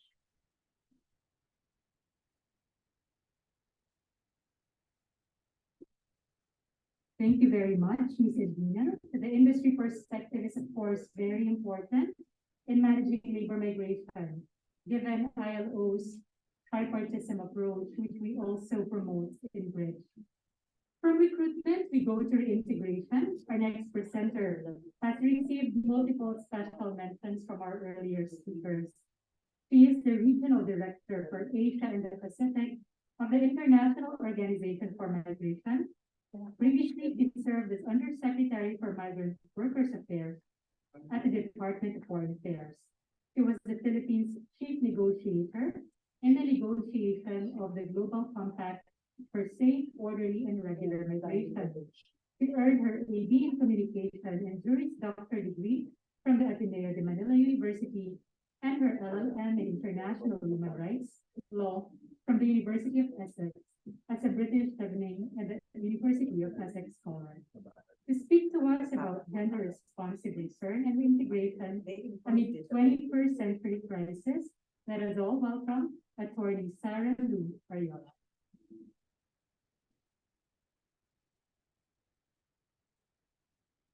Thank you very much for a very generous introduction. It's good to be back. I've been in Thailand for less than 3 months. But it has been, and thank you guys, Excellency, thank you very much for the hospitality of the government. Excellencies, ladies and gentlemen, partners in migration. IOM is very honored to be given a chance to share experiences and migration management. And in my past job, 5 years ago, I worked extensively with IOM as we negotiated the Global Compact for Migration. And of course, I will be sharing a lot of experiences as to what transpired and also the present situation. I was asked to give my inputs on gender responsive return and reintegration amidst the 21st century crisis. Next slide, please. From May 17 to 20, I was still the undersecretary for DFA. I had the honor to attend the International Migration Review Forum in New York. It was a series of roundtable discussions where the 23 objectives of the GCM was discussed and a policy dialogue in which emerging issues and challenges were highlighted. During that time, we really highlighted Objective 6 as to fair and ethical recruitment. That was something that was the Philippines bannered because during that time, during the Global Compact for Migration negotiations, that was the time that the Philippines went on an all-out kafala reform campaign. So, I think it was very providential.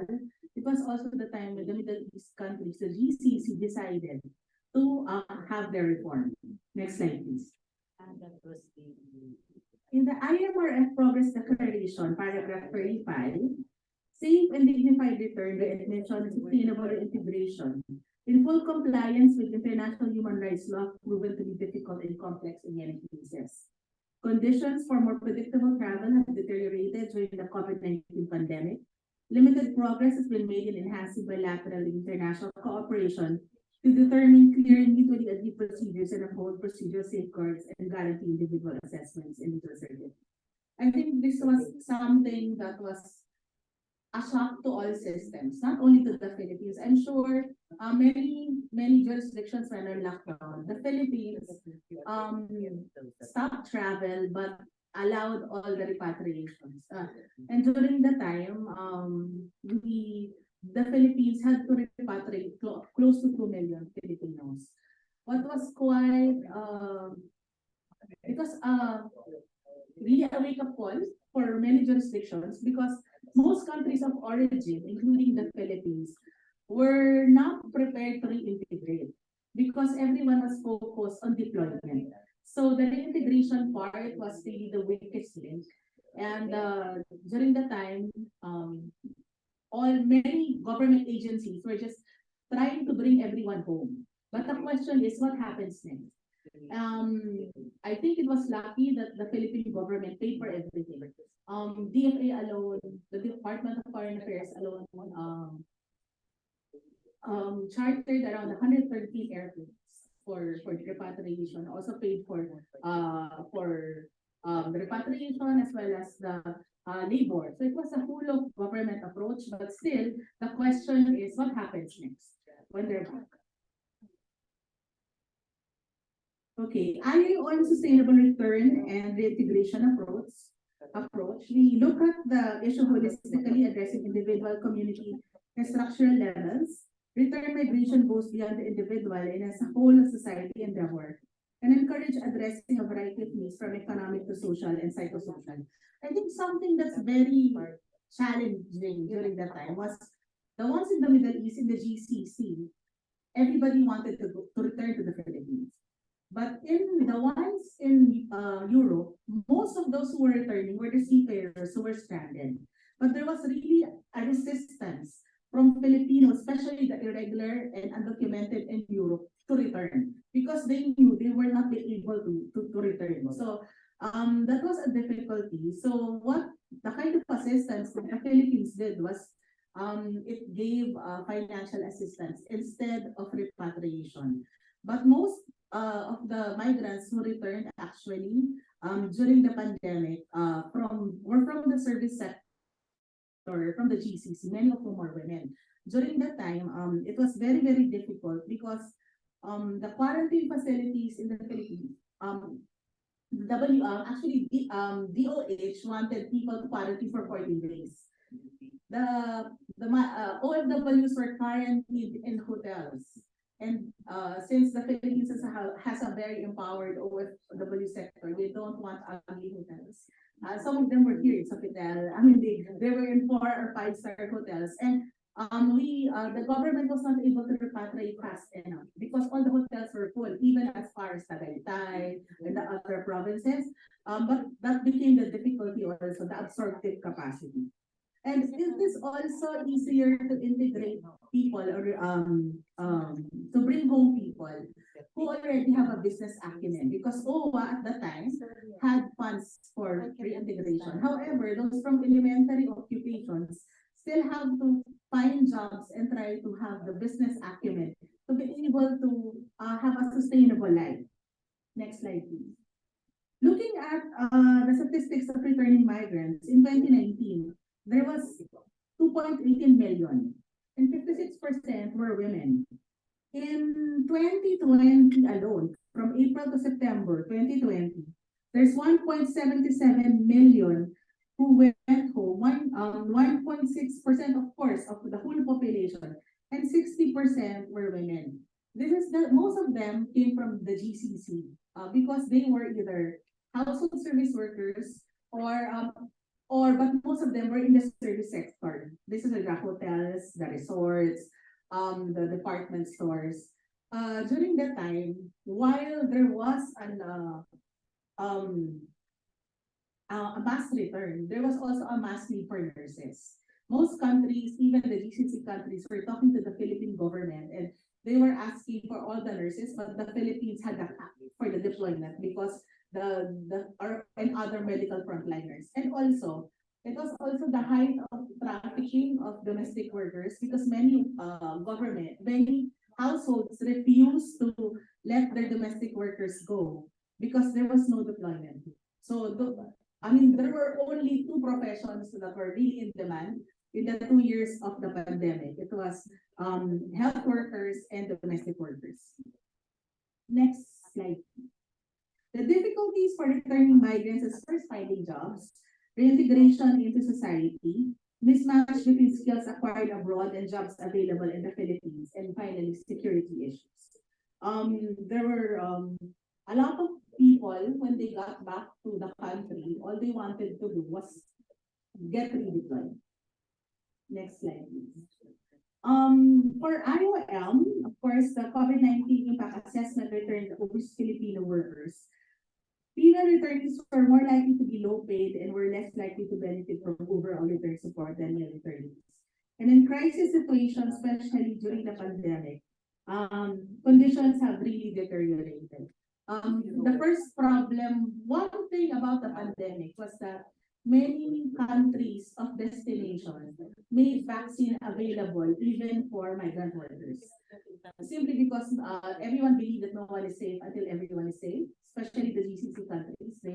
I remember during the time I was repatriating, and one of the first people who got the vaccines in the GCC were the migrants, because they realized that since many are in domestic work, these are the people taking care of their children, they have in their homes, so the vaccination was very fast.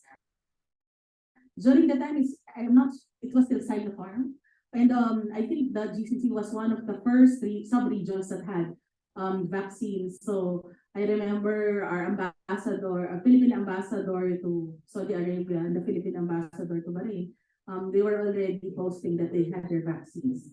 And of course, and then afterwards, it was the other jurisdictions that started giving COVID-19 vaccines.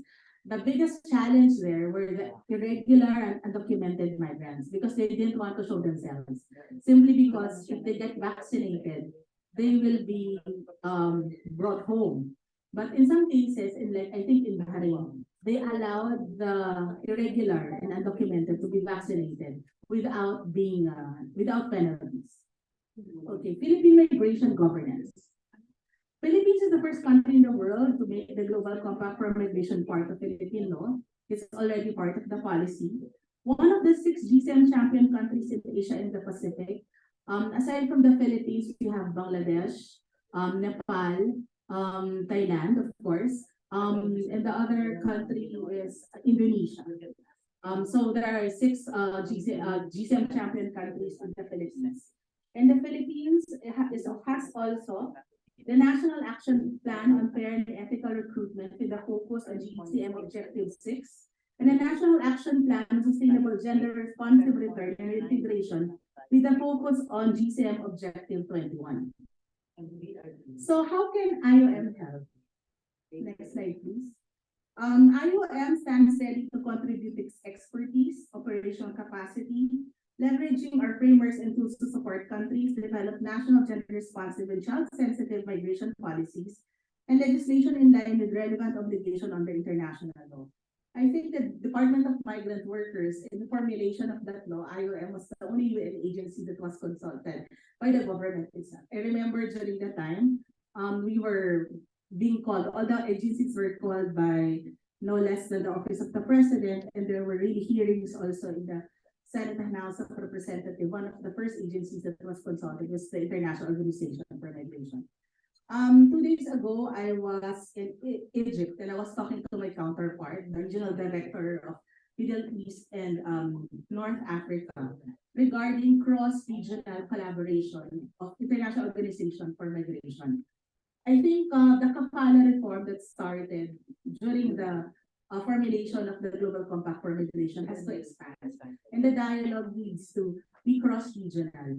And of course, IOM will start these dialogues starting next year between the countries of origin in Asia Pacific and the countries of destination in the GCC. The points raised by Mr. Alapsi a while ago on after Kafala, what's next, is something that has to be addressed by countries of origin, and the skills training and also the ability to be able to negotiate. Sometimes if you want freedom, workers want freedom, but when they have the freedom, are they prepared to make the next steps, or to have that ability to negotiate, or have that ability to have the financial literacy, to be able to manage their finances, to be able to find the right lease. Sometimes because when under Kafala, everything's taken care of by the employer. But I remember when I was still with the Department of Foreign Affairs, some of them were saying that they earn more. Some are very enterprising and have the ability, but many are still not sure what to do with their lives, or they're not sure about their independence. That's why they have a tendency to return to the old system. Of course, the regional UN network on migration for Asia and the Pacific. We are working with all our country teams here in Asia and the Pacific to prepare for the region IMRF, the second IMRF in 2026, and there will be a regional review in 2024. We are also engaging in the Colombo process, of which the Philippines is a member state. And of course, we also engage in the Abu Dhabi dialogue. And then a reintegration model for South Asian member states could also be utilized for the Philippines. And finally, IOM has a report on returning during the pandemic, how overseas Filipinos workers navigated reintegration in the Philippines by IOM Philippines. As to the recommendations, first, is to enhance and diversify the availability of pathways for safe, orderly, and regular migration. There are many ways to do that, and especially now, one of the bigger challenges, I just came from the Bali process a week ago, of the co-chair that was brought up by the co-chairs in the Bali process, is the existence of these online scams. There are a lot of recruitment that's going on online, and they are brought to countries here in Southeast Asia, because sometimes the visa system, because Filipinos in all ASEAN states can stay in any ASEAN state for 30 days without a visa, which sometimes now works against many of the citizens, simply because they can enter and transit into any ASEAN state and enter a state which have criminal syndicates, and they become prey to trafficking in persons. To work across our relevant multilateral forums, conclude labor mobility agreements, and optimize education opportunities, facilitate access to procedures for family reunification. I was talking to Dr. Paul a while ago. We were talking about reintegration, and I was saying many Filipinos in GCC countries will eventually return when they retire. So the reintegration is more of the portability of benefits, which is very, very important. Filipinos in Europe and in the Americas, some of them will, just stay there and be immigrants or even citizens. But the more sentimental ones want also to return to the Philippines and spend their last days here. But of course, again, the issue of portability of benefits is something that's very, very important. because it's cheaper to return to your country of origin than live in Europe or in the United States, especially if you're a retiree. Of course, another is work across all relevant multilateral forums to include labor mobility agreements and optimize education. It's very, very important that migrants are also educated. Because we've always said in the Bali process, it was raised by some of the countries. I think it was both raised by Pakistan and Bangladesh that no amount of laws, no amount of border control, no amount of government effort can stop a determined migrant. A migrant who wants to leave the country, and even if the migrant is already told that that's an online scam, or that's an irregular form of migration, sometimes even with a 1% chance of success, they will take it. We've always said there's a crisis of hope. They want a better life, they want something better, and they always just want to get out of the country. And this is something that's experienced not only by the Philippines, but all other countries in Asia Pacific, countries of origin. That's why a lot of their citizens are being victimized. Although a while ago, it was mentioned also by the previous speaker that because many migrants or many potential migrants are vulnerable. Because we are saying, why don't we have people from Europe or people from the United States or from other more high-income countries who are victimized? Simply because I think they have other opportunities in their countries of origin, and also they are more equipped. And so it's also important to have more information dissemination, more education, because the recruitment happens on online platforms like Facebook, through the Messenger, or even TikTok. So actually, this will force states to be more draconian if we are going to try to regulate it. But it's going to be very odd that for every citizen that passes through the immigration, you would ask so many questions and might even ask for proof of income, which might be also be prejudicial to legitimate travelers. So this is a very difficult situation, especially with the new forms of trafficking that's happening, which to many states now in Asia Pacific is something that's very worrisome. And 4 years ago, there was no form of technology scanning. And they were saying that in terrorism, the use of technology has very much improved or way, way advanced, but not in trafficking in persons. So this is something I think that many states would be looking at, and IOM stands ready to render support and in any way that we can help to be able to give information dissemination and also education to the citizens of countries of origin. And also remember that individuals have complex needs beyond labor market reintegration, and address also the social and psychosocial needs. I think now, because of the changing dynamics of migration, we understand that I remember this was one of the deputy ministers of Bangladesh who said that it's really psychological. Migration is to a certain extent psychological, simply because it's very difficult to tell a migrant not to migrate or a potential migrant not to migrate. Because it was a general feeling that no matter what states do, there is always a difficulty. Sometimes states are even blamed by OFWs or migrants why they are making it more difficult for them to leave. So this is a new challenge and something that it's still, we can only try so much, but at the end of the day, it still goes back to the individual. And of course, the whole of government approach should be extended to reintegration programs and should not be employed only during emergency or crisis situations. Now, during the COVID-19 pandemic, and I think during the state of migration of the Philippines, it has been feminized. More and more women tend to migrate, especially, but this is also symptomatic of the lack of opportunities in the home country. And that's why there's really a need to provide that, because people will not really leave their families and their lives unless it is very much needed.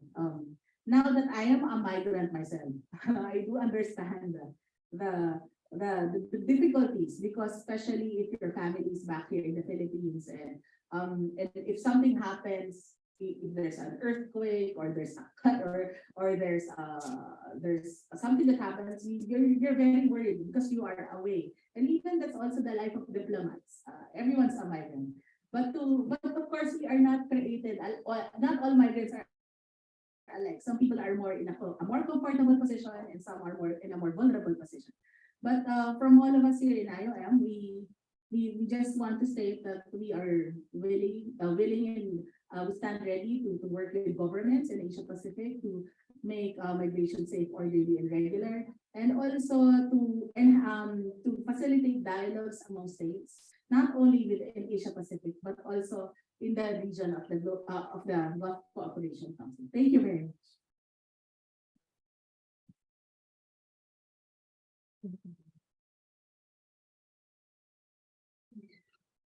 Thank you very much, Attorney Ariola. Thank you for the rich insights and also for bringing up the emerging issue of online crime syndicates who use human trafficking in the ASEAN region. Speaking of ASEAN, the Philippines prides itself in generating many good practices in migrant worker protection. But it is also important to listen to the experiences of other countries. Our next speaker is the Minister and Deputy Chief of Mission of the Embassy of the Republic of Indonesia. Prior to his deployment in the Philippines, he served as Inspector Regional 1 of the Ministry of Foreign Affairs of Indonesia. He also served as Minister Counselor of the Foreign Policy Strategy Agency. He has served in various foreign missions, including Thailand, Russia, and the United States of America. To speak to us on the topic, Miss Migrative, the Productive Migrant Village, the Indonesian Experience in Migrant Protection and Migration Governance, let us all welcome Mr. Dodo Sudreza.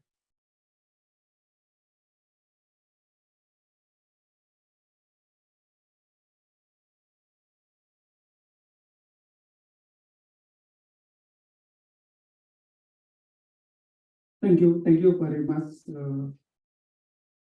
First of all, I would like to convey my high appreciation for being here to speak before you regarding this very important issue before the excellent person. I know that there are some excellencies here, Excellency Ambassador of Thailand to Philippines, and also our colleagues from embassies, and also those who are involved in migrant issues. It is tough time for me to speak before you regarding this issue, because I am the sixth speaker here. I think all the issues have been spoken by the previous speaker, since the issue is related to the migrant workers and gender perspective. And also, I have never been involved in this issue during my tenure in Ministry of Foreign Affairs. But as my friend from the embassy knows, that diplomats are demanded to speak everything, or even art, even paintings, even dancing. So that is the function of diplomat. But since my last appointment in the capital is the inspector for the auditing for the financial aspect and performance. So the way Home Ministry of Foreign Affairs conducted protection to the migrant workers is the prime focus of my inspection to those who are responsible for that issue. Well, if we look at the data, our number of migrant workers is the second largest, after Philippines, I think, in ASEAN. So, as of the third quarter of 2022, the total number is more or less 3,866,000. As the last speakers spoke, that the right of migration, including the right of migration for the migrant workers, we cannot stop because we apply many times the moratorium, because not only the right to obtain the income, also the right of movement. It is guaranteed by the human rights code and standard. And for Indonesia, the protection of migrant workers is the symbol of the state presence to protect the people, develop national economic and social, and uphold national and people dignity. State official philosophical foundation Pancasila, five Sila principles. There are two substances that are very important, two elements, humanity and justice. Humanity for all Indonesian nationals and justice also for all Indonesian nationals. Even in the constitution mandate on the fourth paragraph of the preamble of the constitution, one of the objectives of the statehood, people, number one, to protect the whole people of Indonesia and the entire homeland of Indonesia. And the second, contribution to the national economy. As the second largest in the region, remittance in 2021 contribute 110 million US dollar, 160 trillion, and it is 7% to the state budget. So it is how significant the remittance for our economy. And the future of Indonesian young generation, because the money obtained earned by the migrant workers, they send to villages, to Barangay, to pay the education for their children, even for themselves. So now we are very often to see that Indonesian migrant workers in Hong Kong, in Taiwan, they also continue their study to become the PhD. And even many write the books, very popular book. And when they return to Indonesia, become the prominent person in the government.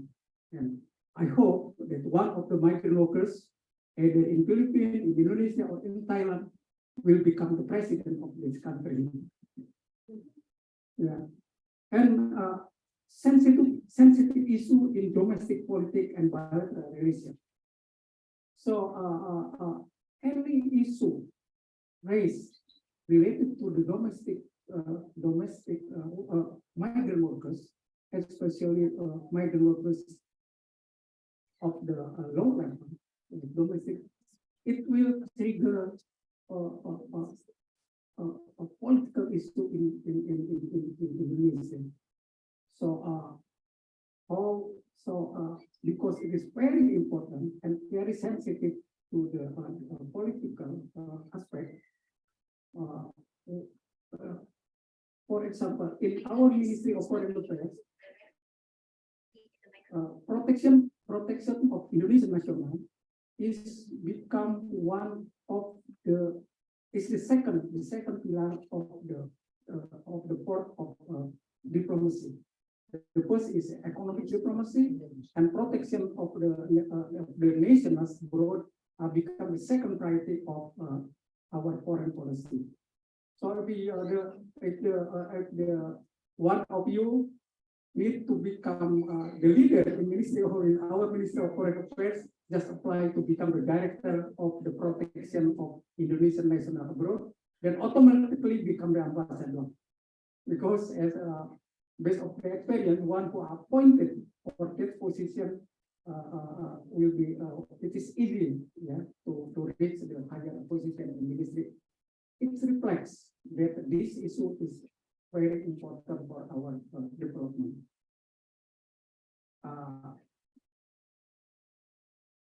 Government strong commitment was indicated by commitment to the international norm and setting and national legislation. I should not mention one by one. And the challenge to the strategic issues was from the illegal prisoners, human trafficking, and exposed to radicalism and terrorism ideology. I believe that previous speakers have touched this issue here, so I don't have to repeat again to mention mention this problem because I think we have the same problem and we have to seek efforts to solve this problem. And employment, because my mandate to speak about the desk migration, so it is only the framework of my presentation. Employment problem faced by Indonesian migrant workers are similar to what happened to the Filipinos, maybe or some extent to Thai also. Yeah, so we don't have to discuss it so much. Principle of the Indonesian migrant worker protection is integration. So integration from the pre-placement, during placement, and after placement. Equality of rights, yeah. Recognition of human rights activity, as I mentioned previously. It is a type of democracy because migrant, as I spoke before, that migrant workers is really related to the people's concern on the grassroots. Gender equality and fairness, of course, we all understand. Non-discrimination, anti-human trafficking, transparency, accountability, and sustainability. Yeah. Accountability is very sensitive to the people, as I mentioned before. It is politically very sensitive. Then scope of the Indonesian migrant worker protection based on employment sequences, of course, pre-employment, during employment, and post-employment. Yeah. Indonesian diplomatic representative mission plays significant role in protection in this, mainly on the first two steps. Pre-employment, we have to guarantee every job order come from credible and legal agencies. So we have to make sure, we have to watch closely whether those who are offered the job order are legal, credible, and professional agency. And then we report to our capital that the list of the company. And we have also make agreement with the receiving countries that everything is guaranteed, their safety, their security, and also their conditions should be closely watched by the government of the receiving countries. And scope of protection based on concern issues is protection in the aspect of legal. Yeah, according to the national law of receiving countries and international law. Economic, of course, remittance management, education of finance management for the migrant workers and their families, education and entrepreneurship, social education, job training, development, increasing the role of accreditation, certification, social reintegration, protection policy toward women and children, establishment of protection center in receiving countries. From these elements of the scope of protection, I think education is training and education is very important. The root problem is the pause in our misperception toward migrant workers. Imagine for the couple, husband and wife, we trust to the nanny, to the migrant workers, almost 10 hours a day to nurture our baby, to nurture our children. So we have to change our perception that migrant workers is the professional job. The husband might be the professor, the wife might be the mom might be the PhD. But if they work during the day, they have to trust to the nanny, to the domestic workers to care our family, to care our children. So we have to provide enough education before sending them abroad. Yeah. And for example, in Indonesia, our family demand to the domestic workers is very high in terms of guiding them to become young generation. All day with the men, all day with domestic workers. Even many families in Indonesia demand domestic workers, nannies, to teach our children reading Qurans, our kitab, our book, our Islamic book. So it is not easy. Is it not easy to teach our children how to behave, how to pray? So our perception is the root causes is our perception, whether our perception at home inside in office or perception in receiving countries. Say for instance, in nursing home, like in Hong Kong, in Taiwan, the children are busy. They trust to the nanny to care our father to the nanny. So it needs professionalism and good patience, not only technical aspect, but also the mentality. So it is not easy. So first of all, what I would like to mention is we have to change our perception toward the migrant workers, that they are not less professional, they are not less less level compared to other professionals.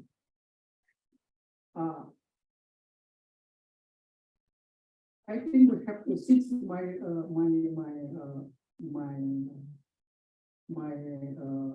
mandate is to talk about the migrated, because I think all the topics, all the issues related to the protection of migrants that has been touched by the previous speakers.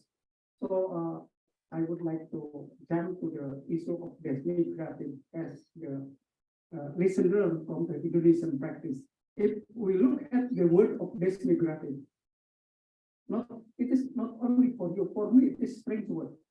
I tried googling. Oh, this is not scientific, not scientific terminology. It is not English. It is abbreviation of Desa Migran Productive Migran Village. Yeah.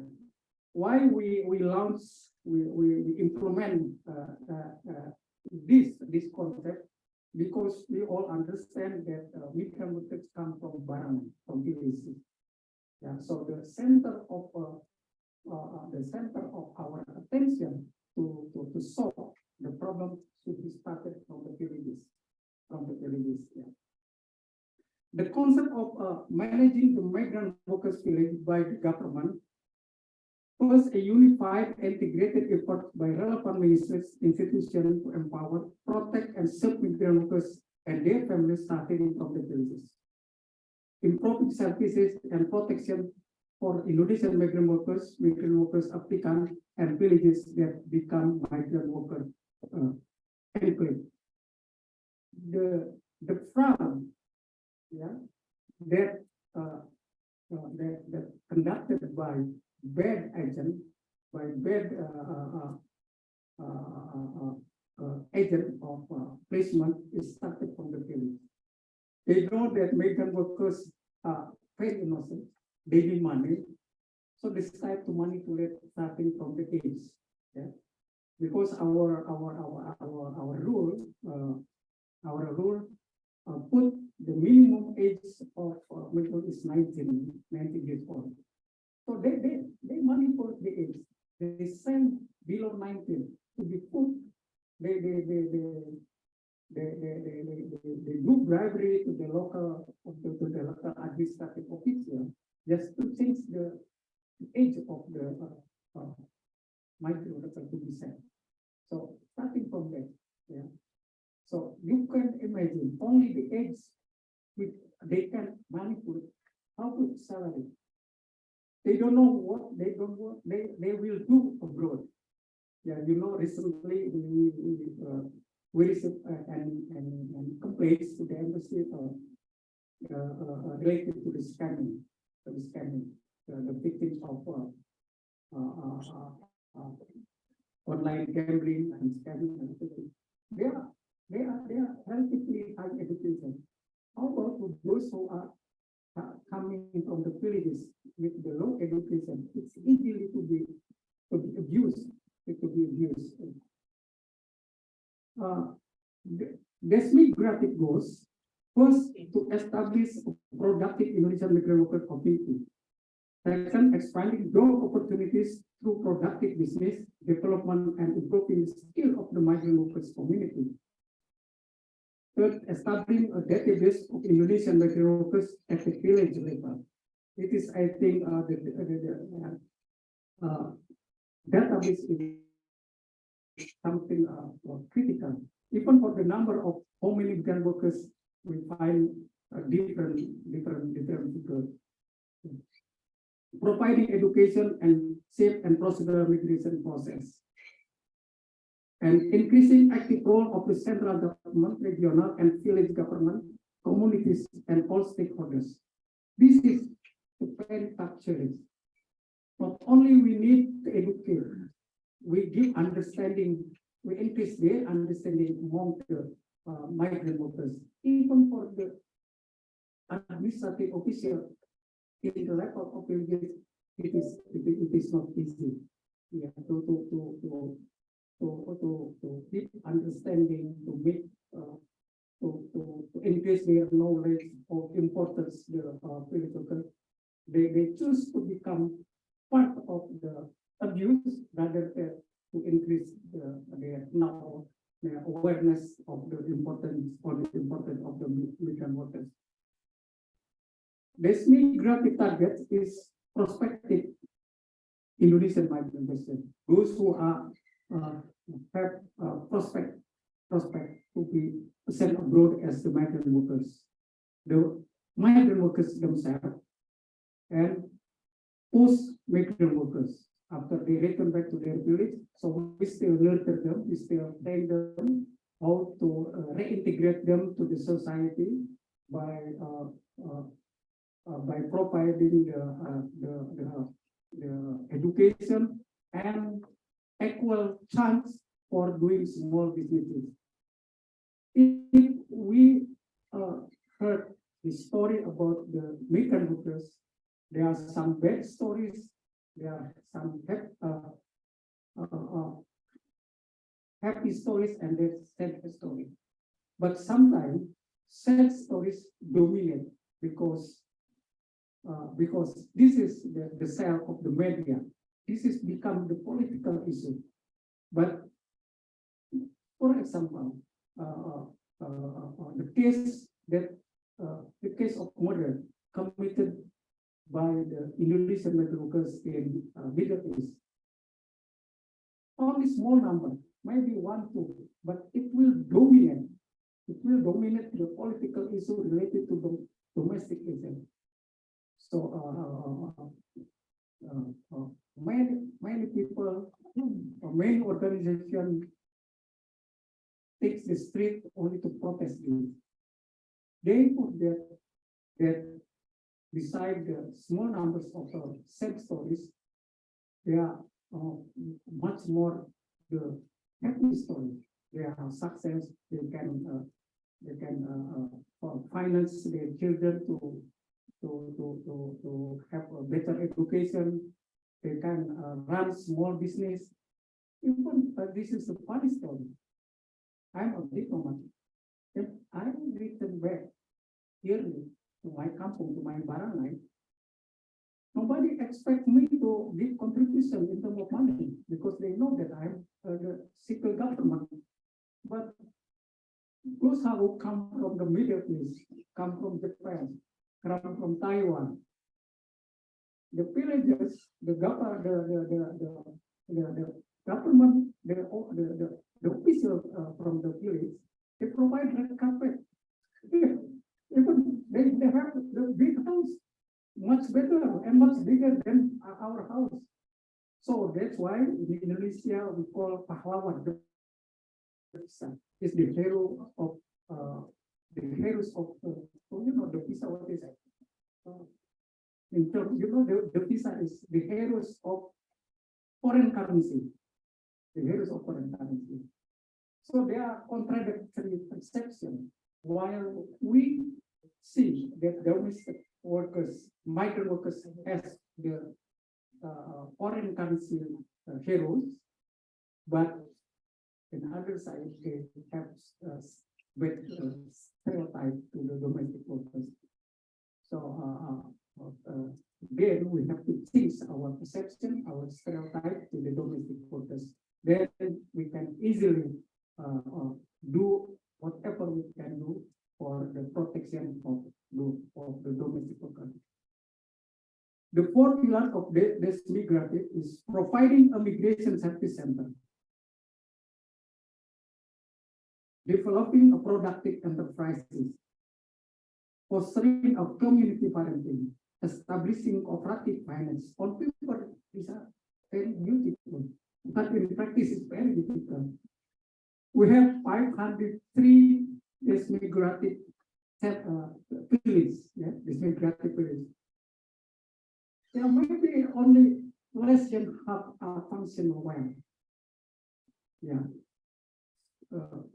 Some functional wells, some function, but only for 3 elements of 6 elements, for example.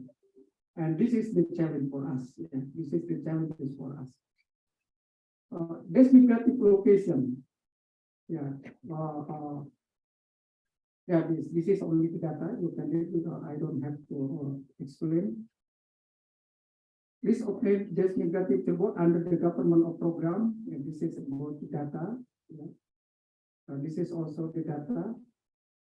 And I think that's all I can explain. I hope that we can have a fruitful discussion here. And from this forum, the committee can set some recommendation to the government, especially the government of the countries that have a large number of migrant workers, because again, the perspective of protecting human rights, the perspective of equality before everything, for whatever the status, whatever the profession, whatever job, it is very important. So changing our mindset is very important. As I told before, that they are not less professional, even for us, say, who has at least a bachelor degree, carrying the family, doing things as a domestic worker is not less, it's not easier compared to us as the government officer, as the CEO. Yeah, so that's why, because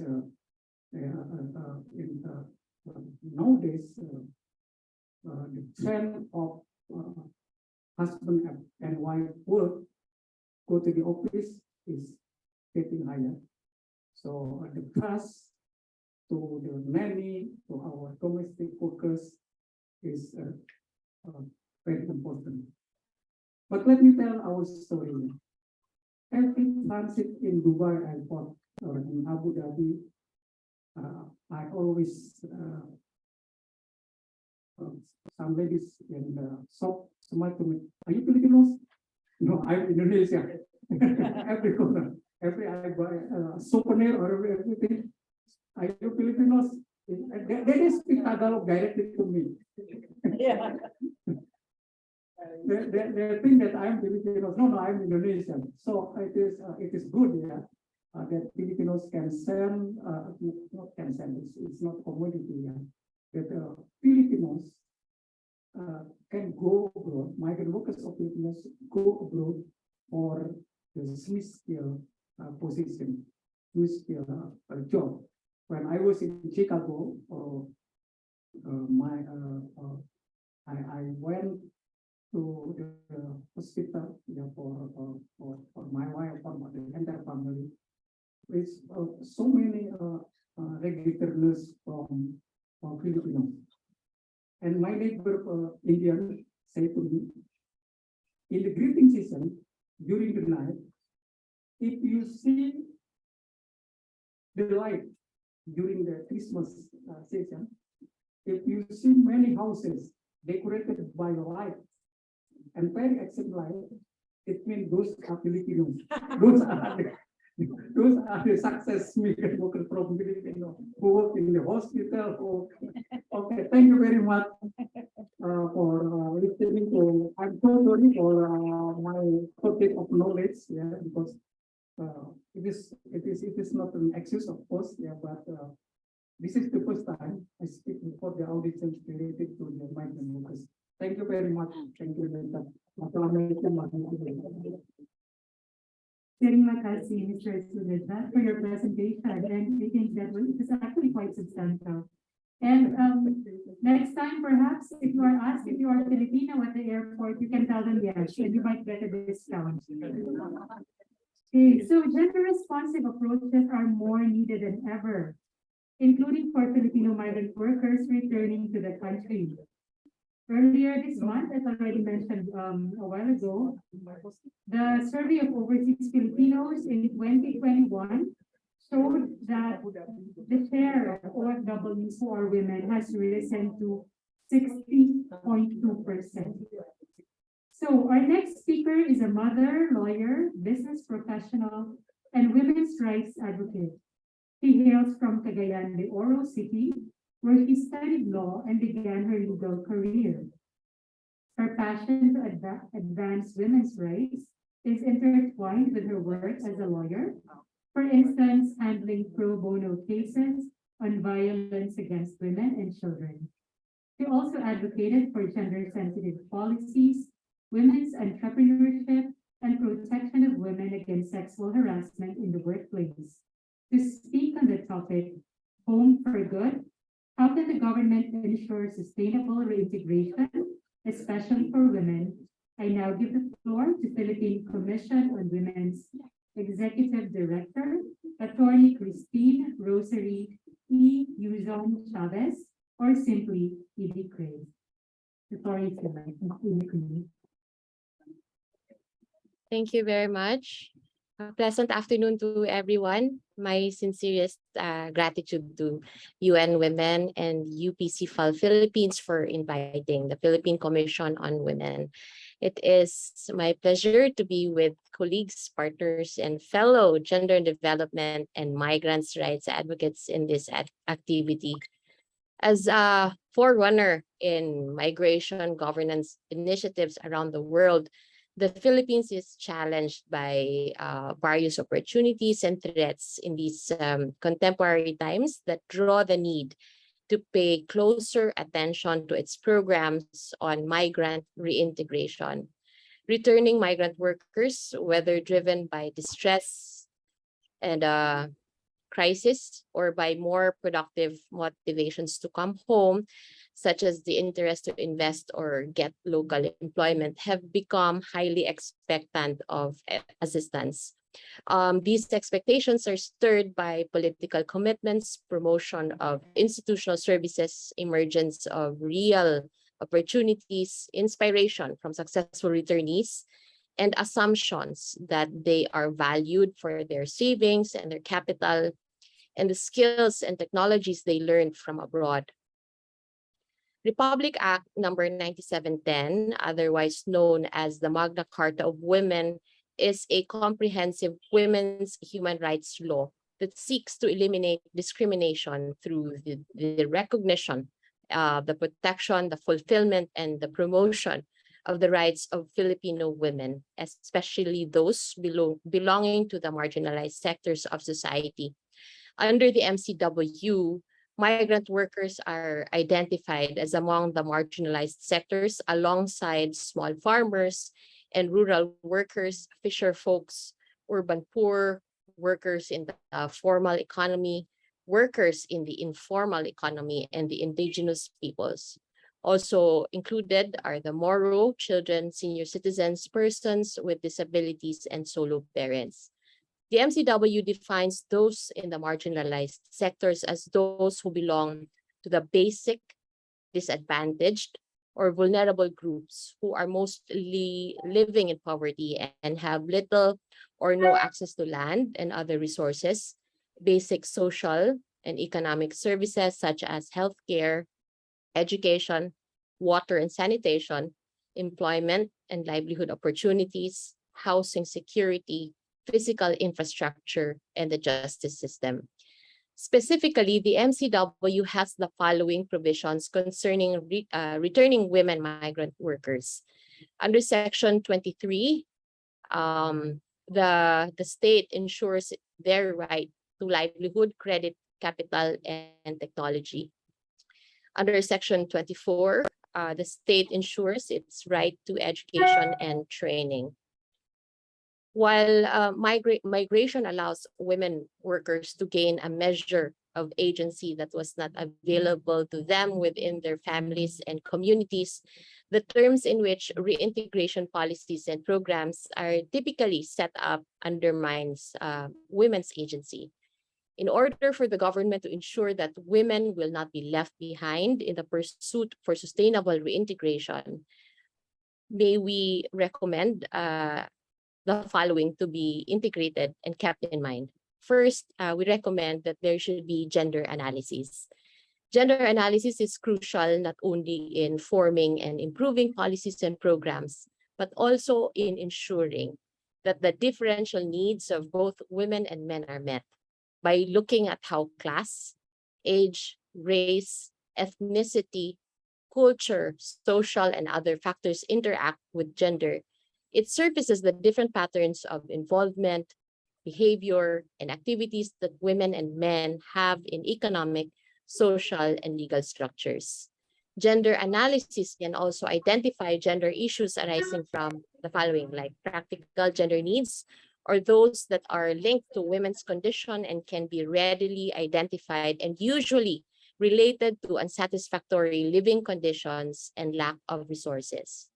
Strategic gender needs, or those that arise from their position in society, or gender gaps or inequalities and inequities in gender relations, gender division of labor, access and control of resources, and involvement in leadership and decision-making. In the Philippines, women experience difficulty in sustaining and scaling up their businesses. One of the underlying issues of this is the lack of technical skills for entrepreneurship and readiness for bigger and global markets. Mostly driven to contribute to the household income, women usually put up a business without the benefit of any market analysis, feasibility study, vocational training, or entrepreneurial orientation. Their lack of appreciation and understanding of business models and methods hinders them to meet global standards of quality, efficiency, and productivity. Likewise, their limited realization and technological knowledge of the fast-changing world, along with the threats and opportunities it brings, compromises the growth and continuity of their businesses. Thus, prior to assisting women returnees with financial support, it is very essential to assess their needs, their aspirations, their skills and experience so that they can actively engage with their new enterprises and make sustainable ventures. Apart from facilitating their access to finance and technology, government agencies should also aim to empower women returnees by building on their entrepreneurial or leadership values and skills and creating opportunities for them to exhibit these. Next, we also recommend the sex disaggregated data and gender statistics. Data is a crucial element in carrying out gender analysis. Data gaps or limitations on returning migrants, for instance, can hamper a clear and well-defined understanding of differences and can result to policies and interventions that may not be responsive to the particular needs of vulnerable populations like that of women. Correspondingly, Section 36 of the MCW mandates government agencies to develop and maintain a GAD database containing gender statistics and sex disaggregated data. These data should be systematically gathered, regularly updated, and subjected to gender analysis for planning, programming, and policy formulation. Through this imperative, there is also a stronger impetus to adopt a gender-responsive and results-based monitoring and evaluation system to track progress and results and identify the gaps and the challenges. Third, we also recommend the promotion of women's participation.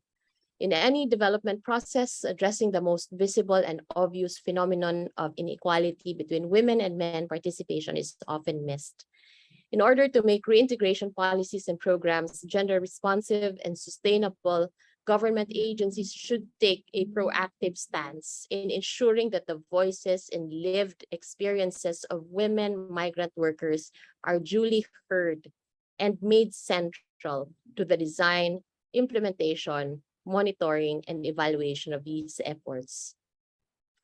We also recommend coordination and collaboration of the government agencies, anchoring on a whole of government, whole of society approach, establishing strong partnerships with key stakeholders at all levels contributes to the sustainability of reintegration programs.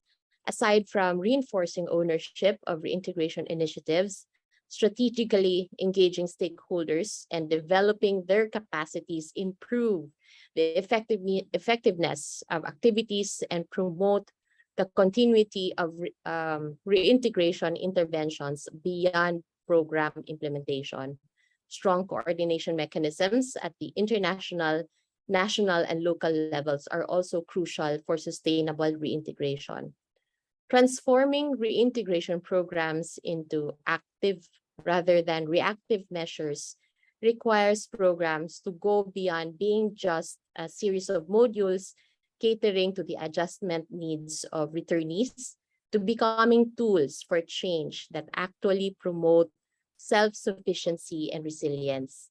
Tilting reintegration mechanisms towards sustainability means they must be recalibrated to allow for multidimensional processes and different stakeholders to be involved in helping returnees reestablish their economic self-sufficiency and social stability while promoting their welfare. At present, through the facilitation of the newly created Department of Migrant Workers, the opportunity to review and improve reintegration policies and programs is already at hand. Just last week, through a consultation, different key stakeholders have started providing their inputs to the full cycle national reintegration program being developed. I am pleased to note that a lot of contributions and responses during the discussions were anchored on the principles of gender sensitivity, gender responsiveness, and attention to vulnerable groups. We at the Philippine Commission on Women are hopeful that this time we are on the right track in ensuring that the country's reintegration will work for our women. Maraming salamat po.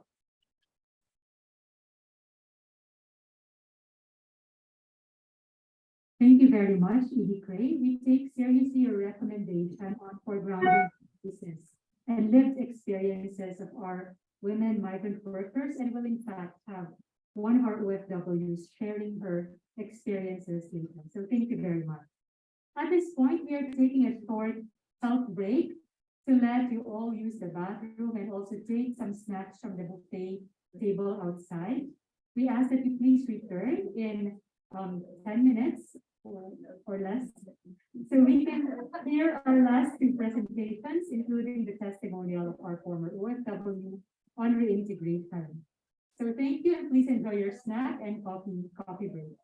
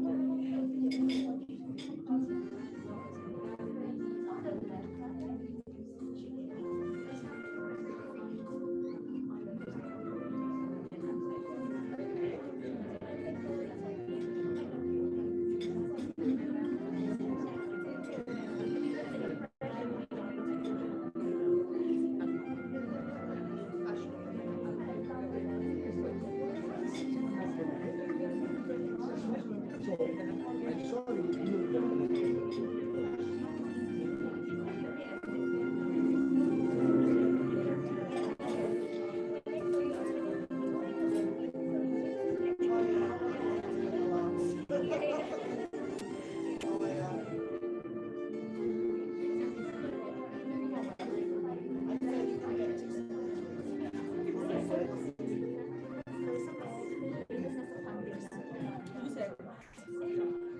actually, next year, since technically the policy is still kasi I really plans to have like cross-regional dialogues with countries of origin and countries of destination.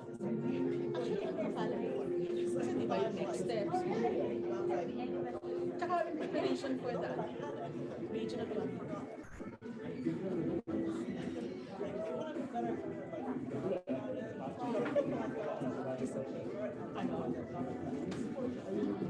So, thank you.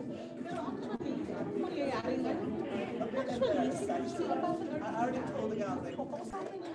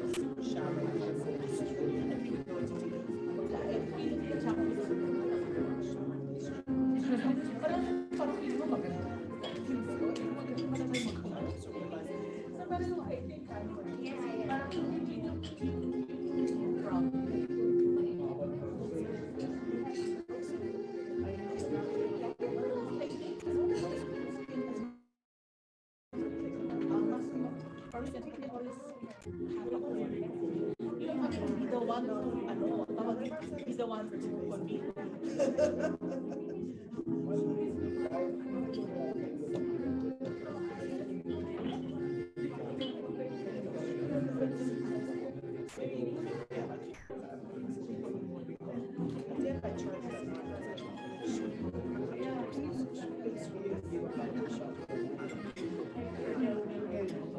Palitan yung pangalan. Meron pa palitan yung pangalan. All right, I hope we have gotten our cups of coffee and our snack so that we can continue with our program.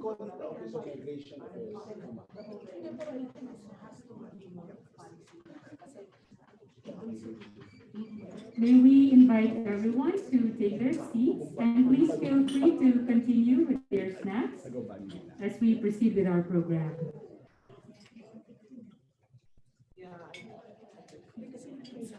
Our next guest will expound further on the topic of gender-responsive reintegration, focusing on women's entrepreneurship. She has over 2 decades of multi-sectoral managerial experience, engaging with different stakeholders in government, civil society, and the private sector. She has worked in both the House of Representatives and in the Senate of the Philippines. She is an AD Political Science graduate and has a Juris Doctor degree.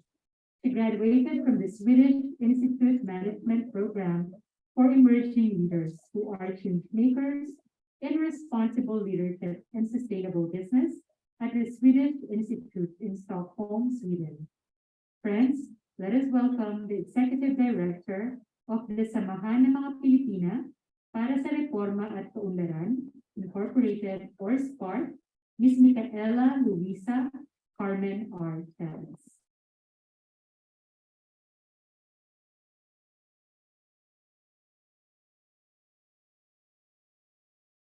Warmest greetings to all our stakeholders in protecting the rights of Filipino migrant workers. It is my honor and privilege to be with you today as we seek sustainable measures to protect our overseas Filipino workers from predatory practices during recruitment and their successful employment, and seek solutions toward their successful reintegration upon their return. We thank UP-CIFAL, Philippines, and the UN Women Bridge Program for this opportunity to join the conversation. Spark Philippines champions Filipino women and girls through education and livelihood programs that highlight gender equality. We constantly seek to uplift the lives of women in marginalized communities through capacity building initiatives. We are on the ground in barangays and in schools to engage Filipinas and encourage them to pursue possibilities. With the lack of opportunities in the country, many women and girls dream of working abroad. They witness success stories of OFWs in their communities who earn enough to send their children to school and improve their living conditions. Many of them pursue this dream, determined to provide for their loved ones. The latest data from the Philippine Statistics Authority released in March 2022 says that in 2020, women overseas workers outnumbered the men. Out of 1.77 million OFWs, there were 1.06 million women who left their families in order to work, mostly in elementary occupations where they are vulnerable to exploitation and human trafficking. There is a toll on the family that is left back home. Children are at the risk for abuse. We have heard tragic stories of children of OFWs who are subjected to sexual, physical, and emotional abuse by those who were supposed to take care of them in the absence of their mother. Many OFW children may have better living conditions due to remittances, but the absence of a parent may have an impact on their development. When asked why they prefer to look for jobs overseas, despite the risk and the impact on their families, the common answer is that they have no choice. This is their way of ensuring that their families are provided for. We need to take a look on how we can offer better financial opportunities for our women so that they have a choice. During the pandemic, Spark Philippines initiated a community livelihood program. We worked with women sewers in barangays in Quezon City to produce PPEs for frontliners. With the support of the Quezon City government, these cooperatives have already earned 3 million pesos each. They are now engaged in other sewing projects. Together with female persons deprived of liberty, they are producing items such as our Vote to Tote bags that recycle campaign tarpaulins into designer bags designed by our partner Zara Juan. Spark empowers girls by showing them what is possible. Girl ambassadors from Quezon City public schools were invited to join internships at the embassies of Finland, Switzerland, and Belgium. Their exposure to what is possible has inspired them to dream bigger and aim higher. Without oversimplifying the situation, I believe we need to work towards opening possibilities and offering opportunities. Let us support women through initiatives such as support for women-led MSMEs, building cooperatives that are powered by women's skills and determination to succeed, and offering training towards financial literacy. Let us support our girls' education and offer more avenues towards a brighter future. For those who are going to leave the country and work abroad, let us educate them on their rights as migrant workers. Let us double down on the current efforts and continue to be advocates for women's advancement in society. Spark Philippines would like to partner with you and help you cascade these efforts on the ground. Maraming salamat at mabuhay tayong lahat.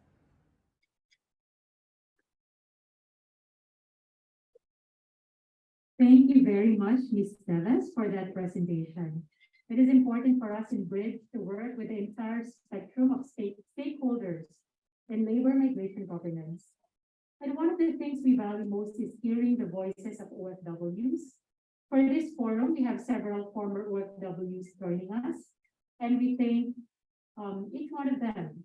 And also we thank our partner, Dawn, Development Action for Women Network, for connecting us with them. Our next speaker will talk to us about linking OFW reintegration to sustainable development and resilience building. Is one of these former OFWs, and she traveled all the way from Aurora province to be able to share with us her reintegration experience. Ms. Almira De Una is a former OFW, a radio announcer, entrepreneur, advocate, and a proud farmer from Dingalan, Aurora. And a bit of trivia, it is her birthday today.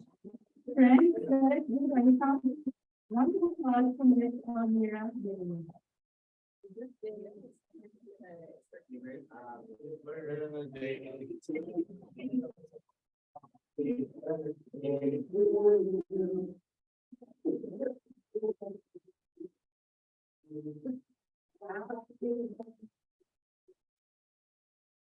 Maraming salamat po sa inyong pagbati. Naging special masyado ang aking kaarawan ngayon dahil sa inyo. Thank you so much, Ms. Catherine, sa Development Action for Women Network at sa lahat po ng guest, speaker at mga participants. Magandang hapon po sa inyo. Sobrang nini-nervous talaga ako dito.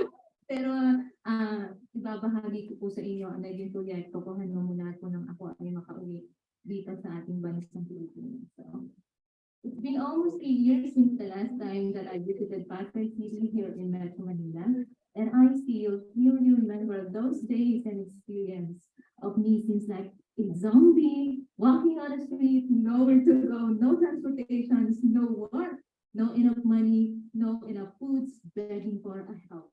And whenever I talk to somebody during that time, they run away from me, thinking that I am infected and a carrier of that deadly virus.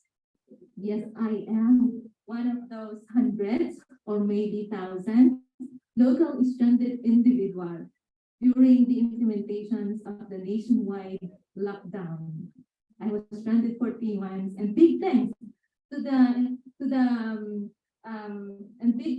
Hatid Tulong program. Nakauwi po ako ng buhay sa aming probinsya safe and sound. COVID-19 pandemic makes my journey a huge different kinds of U-turn, change all the plans that I have as a certified born dreamer, steep me into the unknown transition, and freeze me in a place where I came found that for the very first time, I appreciated living in there so much right now, and forced me to embrace the idea of me will gonna be a farmer forever that unexpectedly, after a year, I falling in love with it. So I'm doing it passionately with a purpose and with a pure intention, and I've become an advocate woman. Advocate woman, and who would be ever thought me as a ordinary lady farmer, a former overseas Filipino worker who worked as a domestic helper, will gonna be in here today, being invited as a speaker of a high-level forum in front of these amazing people. Thank you so much. To all the guest speakers and participants, hayaan po ninyo, nabatiin po kayo ng isang pagbating ginagamit mula sa aming lugar. Ito po ay mula sa aming puso. Hayaan niyo po akong batiin kayo ng ma-edu everyone. Yes, next slide please. Yes. Maedup is a native dialect of native Dingalenyo from the beautiful province of Aurora, which means in Tagalog, mabuhay. Yes, I am Anira Almete Jauna, a former overseas Filipino worker, a radio announcer, an entrepreneur, an advocate, and a proud farmer from Dingalan, Aurora. My advocacy is to fulfill and accomplish my mission, vision, and goals about the local neglected, underutilized species, which is one of the best native vegetable from Aurora province, the edible fern, or best known as pako. Yes, next time. Yan po, ito po ang pako. Yan na po ang pako farm ko ngayon. It is, as we all know, we all are here to tackle one of the most important things, and it's truly an honor for me to be part of it. Linking overseas Filipino reintegration to sustainable development and resilience building. By the way, I don't have a formal educational background, and all of my knowledge about it are based on my own experiences through self-observation and my own research. I would like to highlight the pure intention. So let me begin to justify that by telling my own story. Please let me share my reintegration experience within the Philippines after years of migration as an OFW in a kingdom of Saudi Arabia. I was one of those OFW who received a reintegration program certificate way back in 2019, but due to the collateral matters, but I just received the certificate. I never availed the program due to the collateral matters. Most entrepreneurial mindset in this period of time are just focusing into earning money and get rich and be wealthy.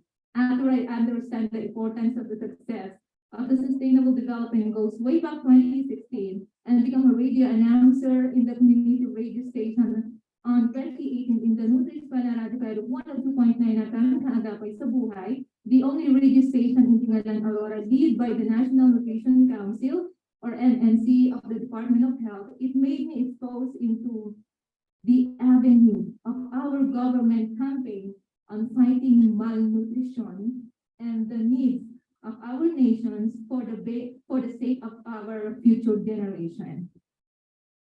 So I started to aim something bigger and valuable, and I set my mission to contribute and be part of giving solution by my simple action as a farmer who can help by producing and supplying healthy foods for the preparations of our nations about the food crisis. So during lockdown in the midst of 2021 last year, after my years of research and trial and errors, my mother and I began our cultivation project of edible fern, also known as pako, which is the first ever cultivation project of this species in Dingalan. And yes, many people laugh for what we are doing. Kasi daw mo lang ito para sa kanila. Ganyan. So ito po yung video niyan, nung habang kami nagsisimula ni Mama at naka-lockdown po noon ang aming lugar. So as we don't have money to continue running business during pandemic, my mother and I agreed to capitalize our project with pure intentions. At first, being a native citizen, we just wanted to do something to save this species from the risk of possible extinctions or nearly disappearances due to the combinations of massive developments, growing populations, and human behavior, leading us to discover the hidden potential of this native vegetable, both in the aspect of nutrition and livelihood matters, plus those important information about this native plant. The edible ferns are not only delicious, it is nutritious and belongs to those vegetables that we can call superfoods.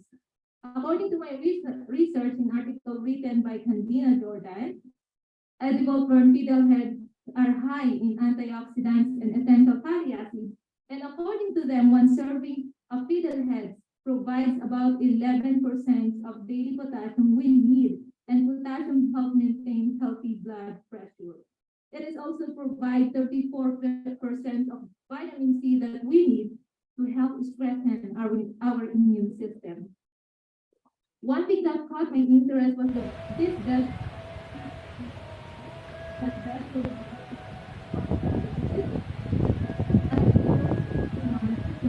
which is our government is currently fighting for.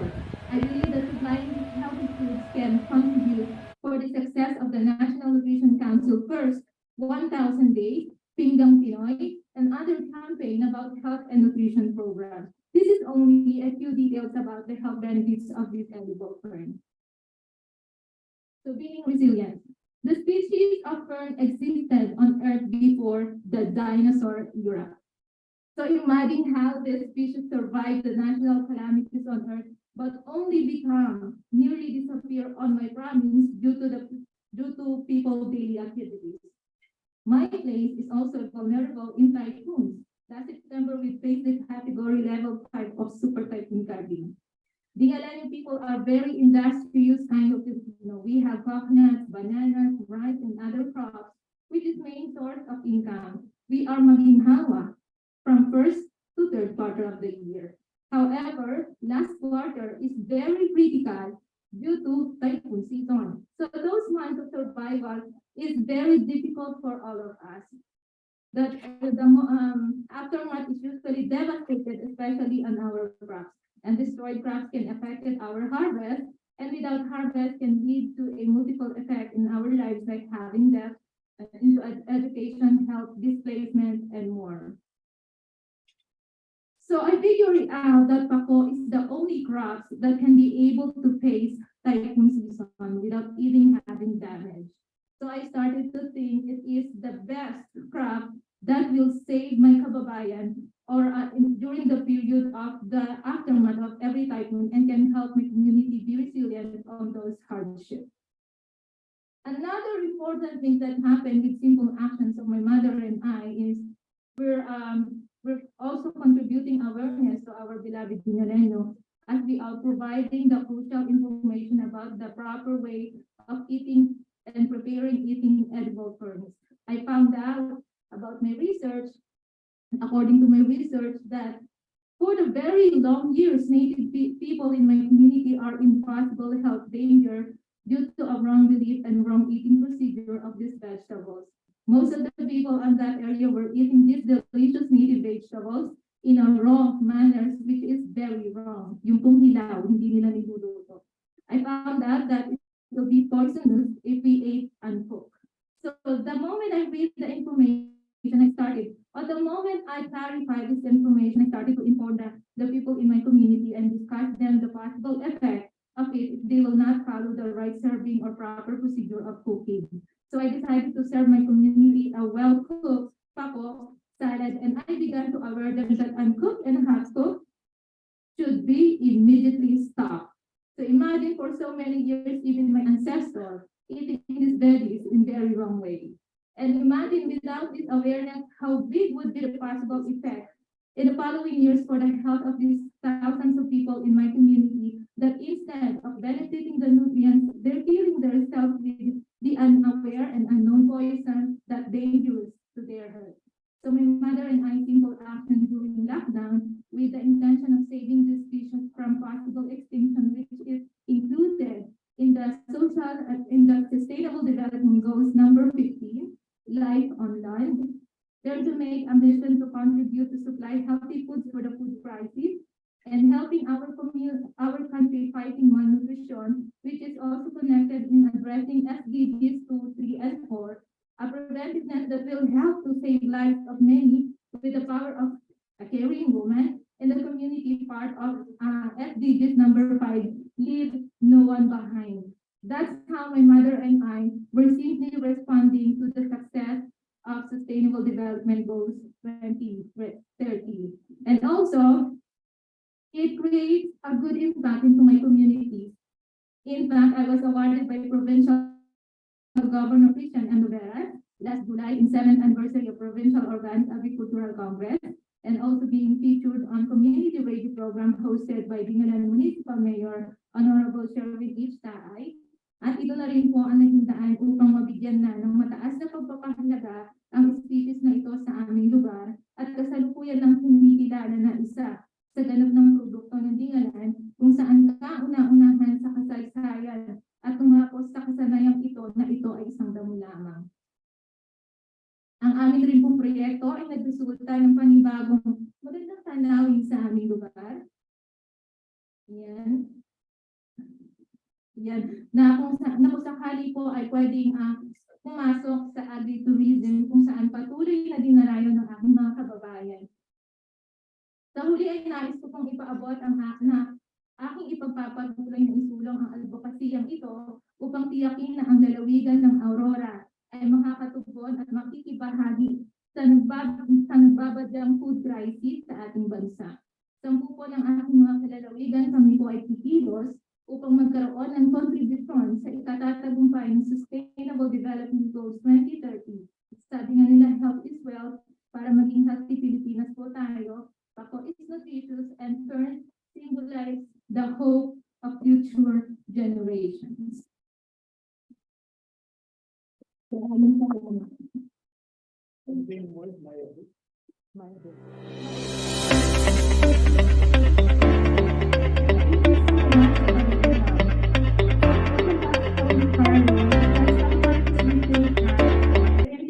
Reintegrating migrant workers is just about helping them find jobs, helping them find livelihood. But in fact, they can do so much more. They can also become advocates for issues like, as we have seen, the food crisis and health and nutrition. So it's like, let's have bigger dreams for them. So thank you very much, Almira. At this point, I would like to invite Dr. Edna go forward to present certificates of appreciation for our two speakers who are present here with us today. And I also would like to invite Ms. Yuko Tumita to assist Dr. Edna Ko. I would like to read the citation. So this is a certificate of appreciation awarded to our two speakers for their valuable contribution as guest speakers during the high-level forum on a gender-responsive and sustainable recruitment and reintegration in Philippine migration governance. So may I call on Attorney Sarah Lou Ariola to receive one of the certificates. Dr. Edna po and Ms. Lito, please join me here. Here is the certificate for Attorney Ariola, and we will take some photographs.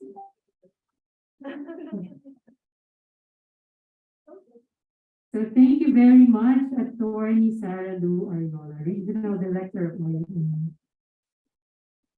And I also wish to call Ms. Almira Diauna to receive your certificate.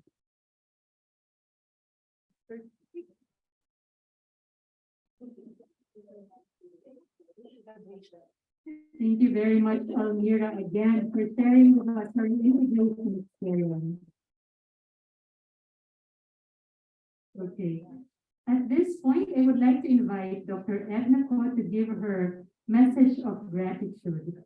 Dr. Ko is full professor of public administration at the University of the Philippines. He was Dean of the National College of Public Administration and Governance at the same university and was director of the UP Diliman Extension Program in Pampanga and Olongapo.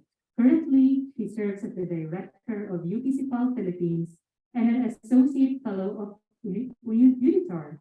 In 2019, she was awarded Champion of Migration by the IOM Philippines for her pioneering work in capacity building on migration governance. Dr. Can I just take my small photo because I don't want to miss anyone.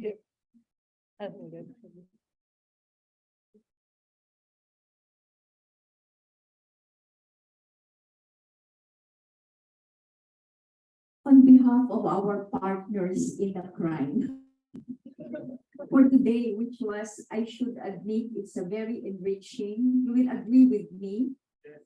Today has been a very rich, very enriching session and exchange of ideas and experiences with our experts. But first of all, let me thank the key organizers of this particular activity. First, there is the UN Women. Can we give a round of applause to the UN Women? Thank you. The IOM Philippines, of course. ILO Philippines and the Migration Multi-Partner Trust Fund.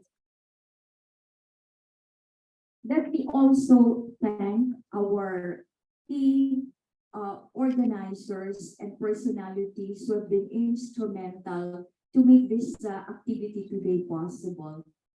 Our UN Resident Coordinator, Gustavo Gonzalez. A big thank you also go to DFA Secretary Manalo, who, by the way, DFA sits in the board of the CIFAL Philippines. Our beloved PMW Secretary Susan Ople. And last but not least, Ms. Sarah Leaves of Asia Pacific UN Women. I will not miss as well the interesting inputs from our presenters today. They are so qualified, so rich, and I will not mention anymore their names, including our participants from various agencies. And what UN teaches us is to always thank the people who work behind the scene, and this include our staff at the UP-CIFAL Philippines. Maraming salamat po sa inyong lahat.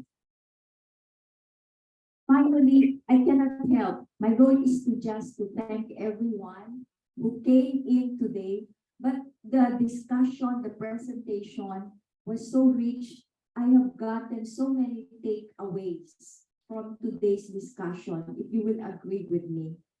And on a personal and an organizational perspective, let me say that the discussion this afternoon and I hope we can do this 10,000 times again. The discussion this afternoon moves us and challenges the UP-CIFAL Philippines to continue and carry on our function till 2023 at least, carry on with the challenge of promoting women, taking on that our function is half defined and textured by a gender lens in all that we do in the course of our promotion of the Sustainable Development Goals.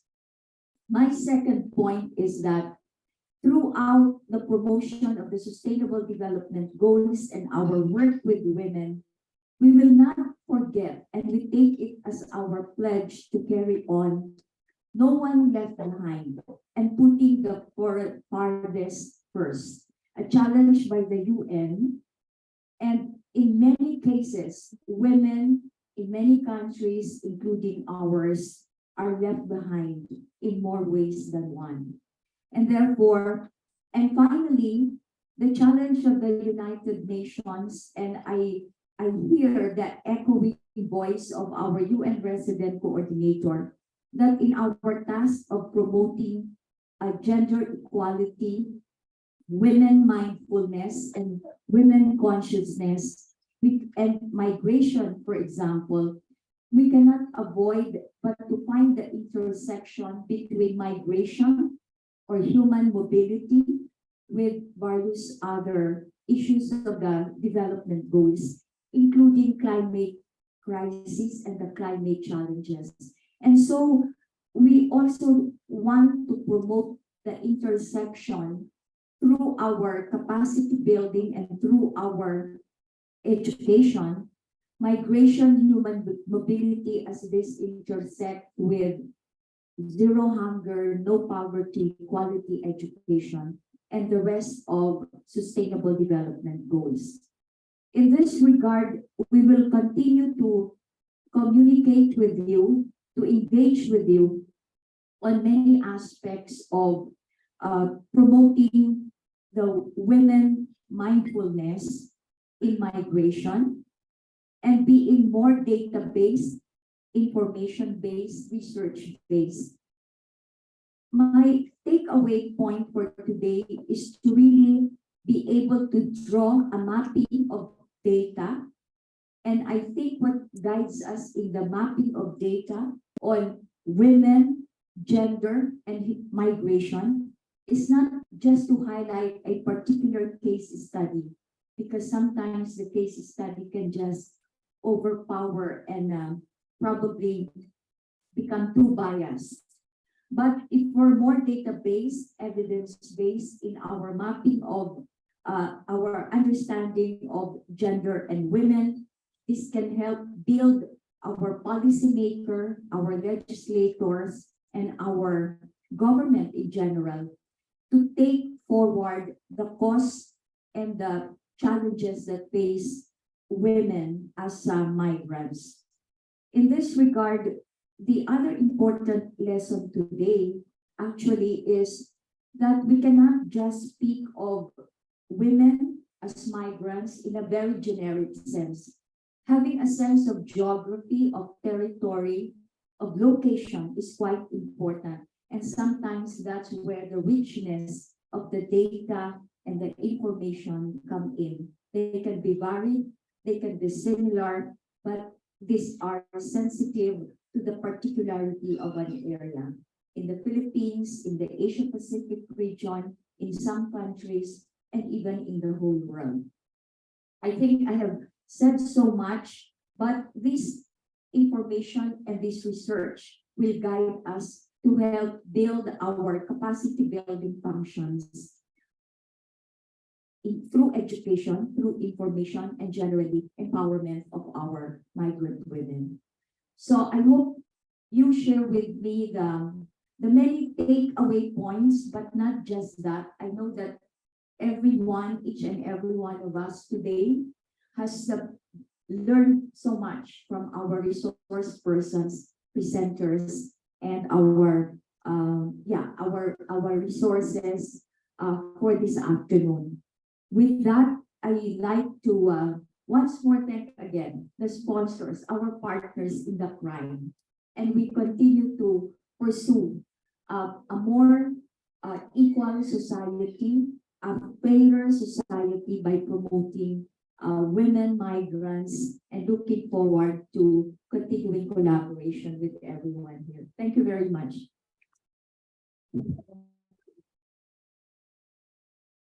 Thank you very much, Dr. Ko, and your team at UP-CIFAL. I think we also need to acknowledge the UP-CIFAL team. Could you kindly stand up to be acknowledged? You don't want to stand up. Yeah, there. The ladies at the back, thank you very much for putting together such an excellent program. At this point, I also wish to acknowledge our two other OFWs in the room, Ms. Hilda Mosatalia and Ms. Mary Joy Barcelona. Thank you very much. All right, and in closing, we would like to listen to the closing message of the UN Women's Deputy Regional Director in our Asia Pacific office in Bangkok, Ms. Sarah Nils.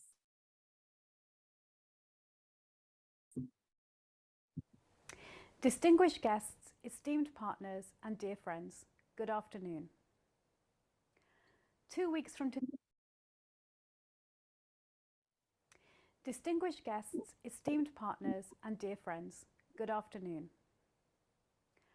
2 weeks from today, it will be a year since the law creating the new Department of Migrant Workers, or DMW, was signed by President Duterte, making the Philippines one of the first countries to enshrine the Global Compact for Migration's tenets in its domestic legislation. Also 2 weeks from now, it will be 2 years since the formal launch of the Bridging Recruitment to Reintegration in Migration Governance program, or BRIDGE. UN Women is jointly implementing BRIDGE with the International Organization for Migration and the International Labour Organization, with the generous support from the Migration Fund. DMW and BRIDGE were born in challenging times when the global labour migration landscape was left in disarray because of COVID. With most restrictions lifted, however, many airports are again teeming with life, including those in the Philippines. Visiting them will find excited travellers, including departing overseas Filipino workers, eager to make up for lost time. How could we not celebrate this return to normalcy? Yet, this also carries risks. Crises that, when we are in the midst of them, seem staggering in scale, could appear less consequential in retrospect. For more than 2 years, COVID-19 upended our lives and put many things we took for granted out of reach: close human contact, the ability to travel and to move around, and the daily routines of work.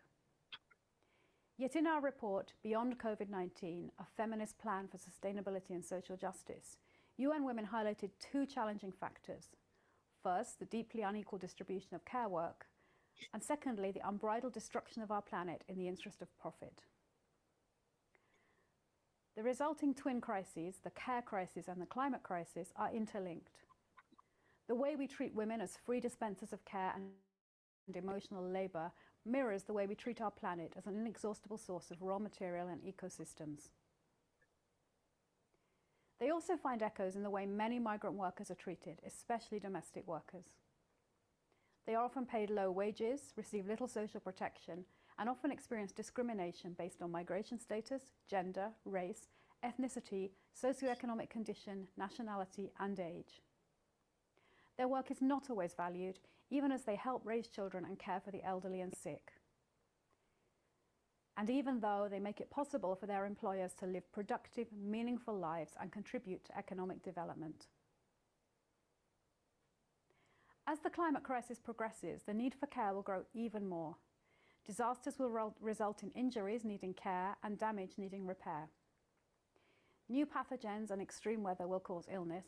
Physical work will become more difficult and more tiring. And we can expect that much of this work will be outsourced to migrant workers. The social and economic fragility that often accompanies disasters linked to climate change produce a steady stream of willing workers who could be exploited unless we put in place the safeguards that we've discussed in the forum today. Those must be safeguards that promote fair and ethical recruitment, and safeguards that guarantee decent work. Safeguards that also enable dignified return and sustainable reintegration.